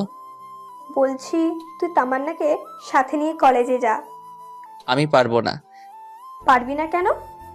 যে যার মতো কলেজে যাবে, আমি কাউকে নিয়ে যেতে পারবো না। এটা কেমন কথা? মেয়েটা একা একা কি করে কলেজে যাবে? যার যেভাবে খুশি যাক, আমি কাউকে নিয়ে যেতে পারবো না। আমি আম্মুকে আর কিছু বলতে না দিয়ে সোজা রুমে চলে আসলাম। রুমে এসে রেডি হয়ে তামান্নার আগেই কলেজে চলে গেলাম। আমি, সানি, আইমান আর ইতু একসাথে বসে আছি। তামান্নাকে আসতে দেখে সানি বলল, এ মামা, ও আসছে, শুরু করে দে। কে আসছে? আরে শালা, তোর বউ আসছে, প্ল্যান অনুযায়ী কাজ শুরু করে দে। এরপর আমি আর ইতু বসে বসে দুজন দুজনের হাত ধরে হেসে হেসে কথা বলছি। ইতু প্ল্যান অনুযায়ী আমার হাত ধরে বসে আছে। তামান্না তো আমাদেরকে দেখে রাগে ফুলতে লাগলো। তামান্না আমাদের কিছু না বলে সোজা উপরে চলে গেল। আমরা তো সবাই হাসতে হাসতে শেষ। আমরা কেউই আজ ক্লাস করিনি। সবাই বসে বসে আড্ডা দিচ্ছি। তামান্না উপর থেকে বারবার আমাদের দিকে তাকাচ্ছিল। আমি অভিনয়টা বেশ ভালো করে চালিয়ে যাচ্ছি না? যে কেউ দেখলে বলবে আমরা দুজন দুজনকে অনেক ভালোবাসি, কিন্তু এটা ছিল আমাদের প্ল্যান। এভাবে 2 ঘন্টা পার হয়ে গেল। 2 ঘন্টা পর তামান্না ও তার বান্ধবীরা একসাথে আমার দিকে আসছে। সানি আর আইমান ওদের দেখে গান গাইতে লাগলো। আমার এই বাজে স্বভাব কোনোদিনও যাবে না। একটা সিনিয়র মেয়ে এসে সানিকে বলল, যখন একটা কানের নিচে পড়বে এমনিতেই বাজে স্বভাব চলে যাবে। আমি তখনও ইতুর হাত ধরে বসে আছি। আর আমার এমন আচরণ দেখে তামান্না বলল, ছি শিহাব, তোমার লজ্জা করে না? কেন আমার লজ্জা করবে কেন? আমি কি ল্যাংটা হয়ে আছি নাকি? ল্যাংটা হয়ে না থাকলেও তার থেকে অনেক খারাপ কিছু করছো। বাসায় বউ রেখে এখানে অন্য একটা মেয়ের সাথে। ছি। ওয়েট, বউ মানে কার কথা বলছেন? কার সাথে আবার বলবো? আমার সাথে বলছি। হোয়াট? কে আপনি? আপনাকে তো আমি চিনিই না। কি বললে? তুমি আমাকে চেনো না? আমার ভাবতেই অনেক ঘৃণা লাগতেছে তুমি এতটা খারাপ। আপনার লজ্জা করে না একটা জুনিয়র ছেলের পিছনে পিছনে ঘুরতে? আপনাকে তো আমি পাত্তাও দেই না, তাহলে কেন বারবার আমার পিছনে আসেন? এতক্ষণে পুরো ক্যাম্পাসের ছেলে মেয়ে সবাই আমাদের দিকে তাকিয়ে আছে। তামান্না তো লজ্জায় মাথা নিচু করে আছে। দেখলাম ওর চোখের কোণায় পানি। কান্না করতে করতে কলেজ থেকে বাইরে চলে গেল। আমার নিজেরও একটু খারাপ লাগছে। ব্যাপারটা আসলে একটু বাড়াবাড়ি হয়ে গেছে। পরে আমি, সানি আর আইমান কলেজ থেকে বেরিয়ে গেলাম আর ইতুকে একটা ধন্যবাদ দিয়ে আসলাম। এরপর আমরা বাহিরে কিছুক্ষণ আড্ডা দিলাম। অবশেষে আমরা বাসায় চলে গেলাম। বাসায় গিয়ে দেখি তামান্না ওর সবকিছু গুছিয়ে নিয়ে বাড়ি থেকে চলে যেতে যাচ্ছে। এদিকে আম্মু ওকে অনেক বোঝাচ্ছি, কিন্তু কোনো কিছুতেই বুঝতে চাচ্ছে না। তামান্না সবকিছু ভুলে ব্যাগ নিয়ে বাপের বাড়ি চলে গেল। এদিকে আম্মু ঠাস ঠাস করে আমাকে চর মারতে লাগলো। আমাকে চর মারতে মারতে আম্মু বলল, কুলাঙ্গার একটা ছেলে, তোর কারণে আজকে আমার মেয়েটা বাড়ি থেকে চলে গেল। আমার মেয়েটার যদি কিছু হয় তাহলে তোর অবস্থা আমি খারাপ করব। আমার কথা শুনে আমার মাথায় বাজ পড়লো। নিজের ছেলের কোনো খোঁজ নেই, ছেলের বউ নিয়ে পড়ে আছে। আমার সাথে রাগারাগি করে আমি ছাদে চলে গেলাম। ছাদে গিয়ে বসে আছি। আমার অনেক খারাপ লাগছে, কারণ আজকে একটু বেশি বাড়াবাড়ি হয়ে গেছে। কিন্তু কি করব, ও আমার সাথে যা যা করেছে তার ফল ওকে পেতেই হবে। কিন্তু মনে হচ্ছে ওর সাথে একটু বেশি করে ফেলেছি। কি করব কিছুই বুঝতে পারছি না। সানিকে একটা কল দিলাম। কিরে, কই তুই? এই দুপুরবেলা বাসা ছাড়া কই থাকবো? কোনো সমস্যা হয়েছে নাকি? হ্যাঁ, সমস্যা তো একটা হয়েছে। আবার কি সমস্যা হলো? ফোনে বলা যাবে না, তুই তাড়াতাড়ি পুকুর পাড়ে চলে আয়। আমি আইমানকেও বলে দিচ্ছি। শোন, তোকে আইমানকে বলতে হবে না, তুই চলে আয়, আমি বলছি ওকে। আচ্ছা ঠিক আছে, তাড়াতাড়ি পুকুর পাড়ে চলে আয়। আচ্ছা ঠিক আছে, কিন্তু কখন আসবি? আসরের নামাজ পড়ে চলে আয়। আচ্ছা ঠিক আছে। এখন ফোনটা রেখে ছাদ থেকে নিচে চলে আসি। নিচে এসে দেখি আম্মু না খেয়ে আমার জন্য টেবিলে খাবার রুমে চলে গেছে। আমি আম্মুর রুমে গিয়ে আম্মুকে বললাম, কি ব্যাপার আম্মু, খাবে না? তোর খাবার তুই খা, আমি আমার মেয়েকে ছাড়া খাবো না। এই মহা যন্ত্রণা, দূর আর ভালো লাগে না। এই বলে আমি আম্মুর রুম থেকে বেরিয়ে আসলাম। আমিও কিছু খেলাম না, না খেয়ে রুমে গিয়ে ঘুমানোর চেষ্টা করছি, কিন্তু ঘুম আসছে না। পরে উঠে বাইরে চলে গেলাম। তারপর আসরের নামাজ পড়ে পুকুর পাড়ে চলে গেলাম। সেখানে গিয়ে দেখি সানি আর আইমান পুকুর পাড়ে বসে আছে। আমি ওদের কাছে গিয়ে বললাম, কিরে তোরা আসছিস? কিন্তু তোর মোবাইল বন্ধ কেন? আমি মোবাইলটা হাতে নিয়ে দেখি মোবাইলটা বন্ধ হয়ে আছে। সরি, ফোনে চার্জ নাই। আচ্ছা বল, কি সমস্যা? এখন ওদের দুজনকে সবকিছু খুলে বললাম। আমার কথা শুনে আইমান বলল, শিহাব, আমার মনে হয় তোর এখন তামান্নাদের বাসায় যাওয়া উচিত। দূর, আমি সেখানে গিয়ে কি করব? তুই তামান্নার কাছে সবকিছুর জন্য মাপ চাইবি, আর ওকে বলবি ডিভোর্স পেপারটা নকল ছিল। কি বলিস, নকল ডিভোর্স পেপার মানে? হ্যাঁ, আমি জানতাম একদিন সবকিছু ঠিক হয়ে যাবে, তাই তোর সাথে একটু অভিনয় করছি। শালা, তোরা তো মির্জাফরের থেকে অনেক বড় প্রতারক। আচ্ছা, এসব এখন বাদ দে তো। তুই তামান্নাদের বাড়িতে যাবি কিনা তাই বল। শালা, তোরা আমার সাথে যা করলি, আমি কোথাও যাব না। তাহলে বসে বসে আঙুল চোষ। তামান্না কি আমাকে মেনে নিবে? দেখলি না, তামান্না তোকে অন্য কারোর সাথে সহ্য করতে পারে না। সেটা তো আগে ছিল, কিন্তু কাল কলেজে ওর সাথে যা করলাম, তারপরেও কি ও আমাকে মেনে নিবে? চেষ্টা করতে তো আর নিষেধ নেই নাকি? তোকে তো আগেই বলেছিলাম, যা করবি চিন্তা ভাবনা করে করবি। শালা তুই চুপ থাক, আজ তোর বুদ্ধিতেই এমন হয়েছে। আজ তোর কথা না শুনলে কিছুই হতো না। আরে আমি কি জানতাম নাকি যে তামান্না ওর বাবার বাসায় চলে যাবে? আচ্ছা, এখন সব বাদ দে তো, এখন কি করা যায় সেটা ভাব। আচ্ছা চল, কিছু খেয়ে আসি আগে। তোর তো খাওয়া ছাড়া আর কোনো কথাই নেই। এই, তুই কি এখন ওদের বাসায় যাবি? না, যাব না। যদি যেতেই হয় তাহলে কাল যাব। ওদের সাথে আরো কিছুক্ষণ আড্ডা দিলাম। কিছুক্ষণ পর বাসায় গেলাম। রাত প্রায় 10টা, কিন্তু আম্মু খাইতে আসলো না। একা খাইতে বসছি, এমন সময় তামান্নার আম্মু ফোন দিল। হ্যালো। পুরোটা বলার আগেই তামান্নার আম্মু কান্না করে দিল। বাবা, তুমি কই? আমি তো বাসায়, আপনি কান্না করছেন কেন? কোনো সমস্যা হলো নাকি? তামান্না? আর কিছু না বলেই কল কেটে দিল। আমি আবার কল দিলাম, কিন্তু কল আর কেউ ধরছে না। না, আর বসে থাকা যায় না। তামান্নার যে আবার কি হয়েছে আল্লাহ ভালো জানে। আমি সানি আর আইমানকে কল করে রেডি হতে বলে আমি বাসা থেকে বের হয়ে একটা সিএনজি নিলাম। মাঝপথে সানি আর আইমানকে তুলে নিলাম। তারপরে আইমান আমাকে বলল, কিরে, এত রাতে আবার কি হলো? একটু আগে তামান্নার আম্মু ফোন করে কান্না করতে লাগলো। কিছুই বুঝলাম না। কেন, আবার কি হয়েছে? আমি তো জানি না, আমায় তো কিছুই বললো না, শুধু কান্না করছিল আর হুট করে কল কেটে দিল। তারপর আমি অনেকবার কল করলাম, কিন্তু ধরলো না। আল্লাহ জানেন কি হয়েছে। ওদের সাথে কথা বলতে বলতে তামান্নার বাসার সামনে চলে আসলাম। অনেকবার কলিং বেল বাজালাম, কিন্তু ভেতর থেকে কারো কোনো আওয়াজ নেই। দরজা ধাক্কা দিলাম, কিন্তু তাতেও কোনো কাজ হলো না। পরে সানি বলল দরজা ভেঙে ফেলতে। তারপর দরজা ভাঙার চেষ্টা করলাম, কিন্তু পারছিলাম না। তিনজনে অনেক কষ্ট করার পর দরজা ভেঙে ফেললাম। দরজা ভাঙার পর ভিতরে গিয়ে তো আমার মাথায় আকাশ ভেঙে পড়লো। তামান্নার বাম হাতটা কাটা, ফিনকি দিয়ে রক্ত বের হচ্ছে। তামান্না অচেতন অবস্থায় পড়ে আছে, রক্তে পুরো ফ্লোর লাল হয়ে গেছে। অতিরিক্ত রক্তক্ষরণের কারণে তামান্না জ্ঞান হারিয়ে ফেলেছে। ওর এই অবস্থা দেখে তো আমি ভয়ে কাঁপতে লাগলাম। আমি কি করব কিছু বুঝতে পারছি না। আচ্ছা, তামান্না এখানে পড়ে আছে, কিন্তু ওর মা কোথায়? তামান্নার মাকে খোঁজার জন্য তামান্নার মায়ের রুমে গেলাম। তামান্না মায়ের রুমে গিয়ে দেখলাম তামান্নার আম্মু খাটের উপর উল্টা হয়ে পড়ে আছে। খাটের উপর পা পিছলে পড়ে মাথায় আঘাত খেয়ে অজ্ঞান হয়ে আছে। দেখে মনে হচ্ছে তাড়াহুড়ো করতে গিয়ে পা মোচড় খেয়ে খাটের উপর জোরে পড়ে গেছে, যার কারণে মাথায় আঘাত লেগে অজ্ঞান হয়ে গেছে। কি করব কিছুই বুঝতে পারছি না। আমার শার্টটা খুলে তামান্নার হাত বেঁধে নিলাম, যাতে আর রক্ত না বের হয়। এরপর দুজনকে একসাথে হাসপাতালে নিয়ে গেলাম। ওদের দুজনকে এমার্জেন্সিতে দিয়ে আমি বাহিরে অপেক্ষা করছি।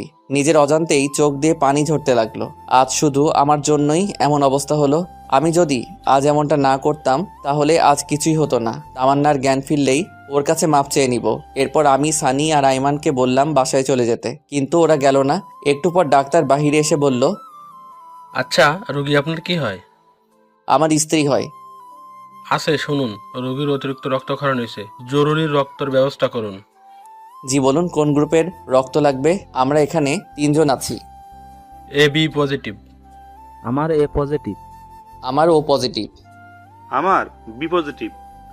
আচ্ছা, আপনারা 3জনেই আসেন। এরপর 3জনেই রক্ত দিলাম। একটু পর শাশুড়ি আমার জ্ঞান ফিরল, উনি ঘুমাচ্ছে। এদিকে আমি তামান্নার কাছে গিয়ে ওর পাশে বসলাম। আমি নিশ্চুপ হয়ে তামান্নার দিকে তাকিয়ে আছি। তারপর ওর হাতটা ধরে ওর মায়াবী মুখটা দেখতে দেখতে কখন ঘুমিয়ে গেছি বুঝতেই পারিনি। সকালে ঘুম ভাঙলো কারো হাতের স্পর্শে। তাকিয়ে দেখি তামান্না আমার মাথায় হাত বুলাচ্ছে। আমার ঘুম ভাঙা দেখে ও মুখটা অন্যদিকে ঘুরিয়ে কালো করে বসে রইল। সেটা দেখে আমি তামান্নাকে বললাম, কি ব্যাপার, আপনি এমন করলেন কেন? সেটা কাউকে জানতে হবে না, আমার যা মনে হয়েছে তাই করেছি। আপনি এমন পাগলামি কেন করলেন বলেন? কি করব বলো? আমি তো তোমাকে কষ্ট দিয়েছি, অপমান করেছি, তোমার সাথে অনেক খারাপ ব্যবহার করেছি।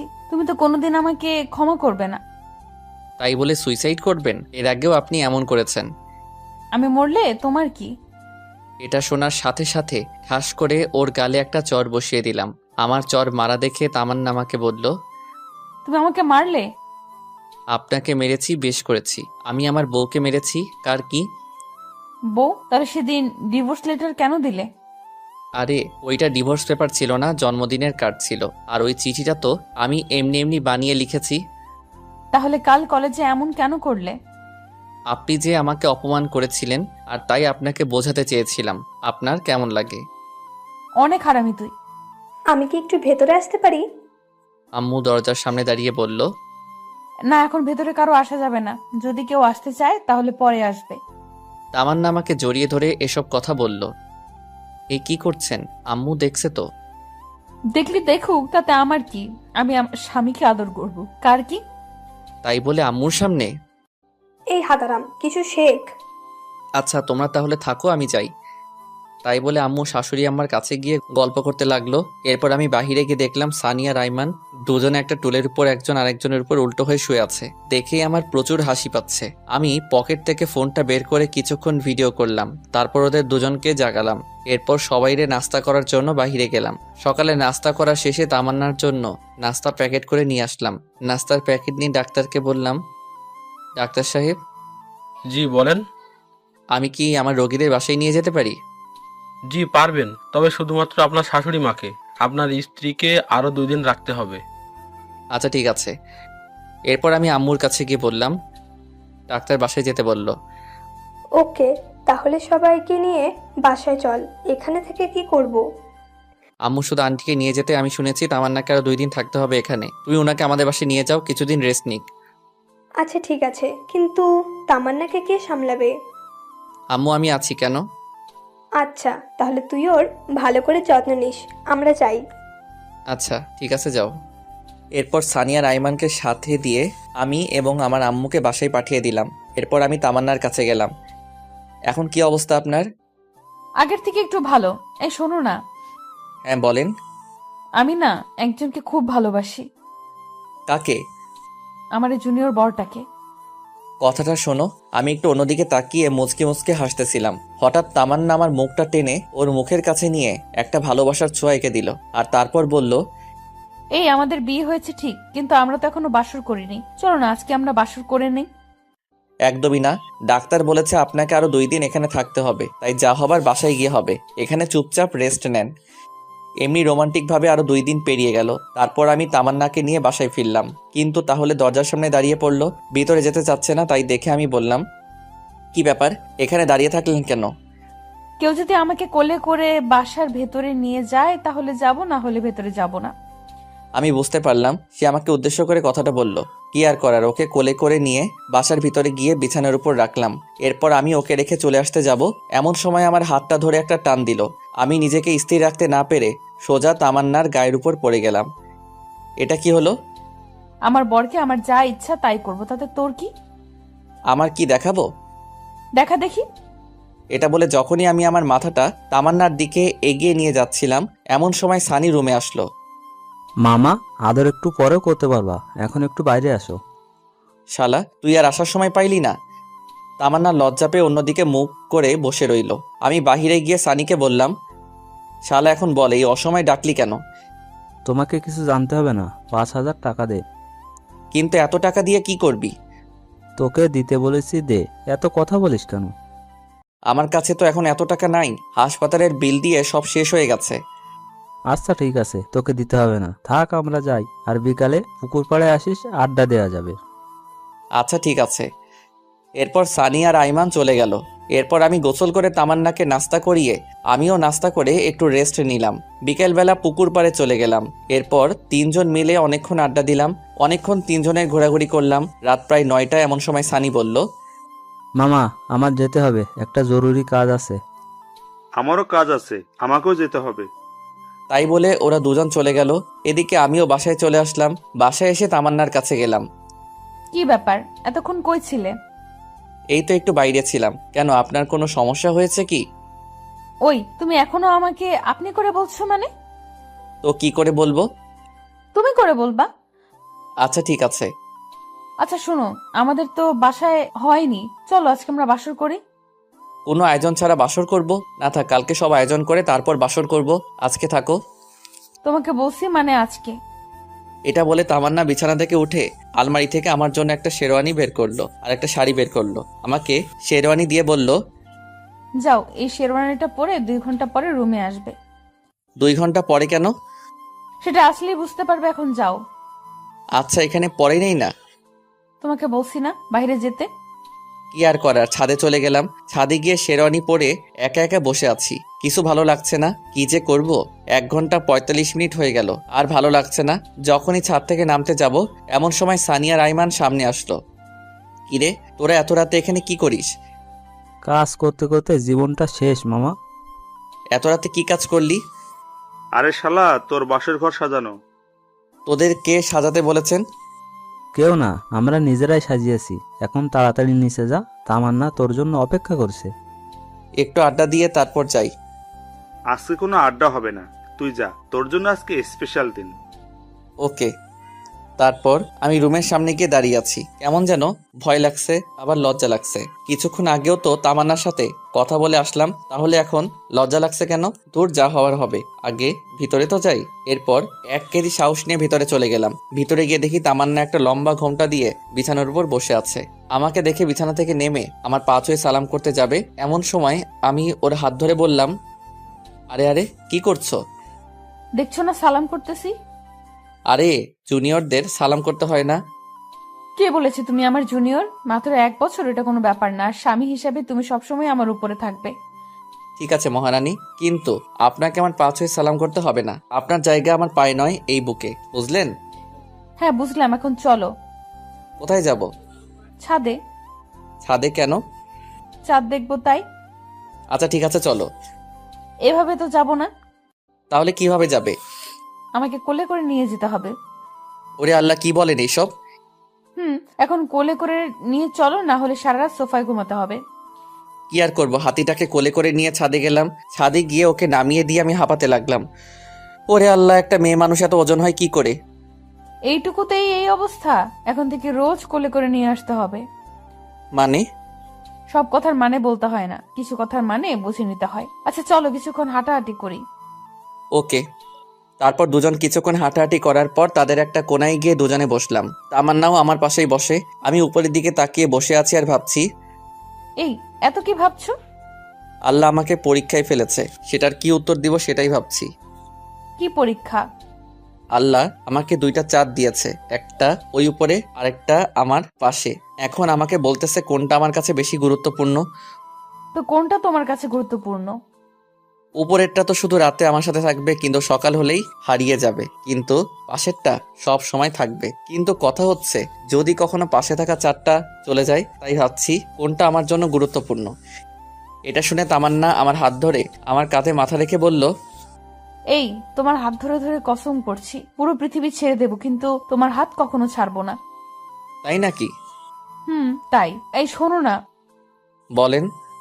আমার না টুইন বেবি অনেক পছন্দ। তো আমাকে কি করতে হবে? তোমাকে কিছু করতে না, যা করার আমি নিজেই করব। কি করবে? সময় হলেই দেখতে পারবে। এখন রুমে চলো। ওকে, চলেন। ওইভাবেই যাও কেন? তাহলে কিভাবে যাব?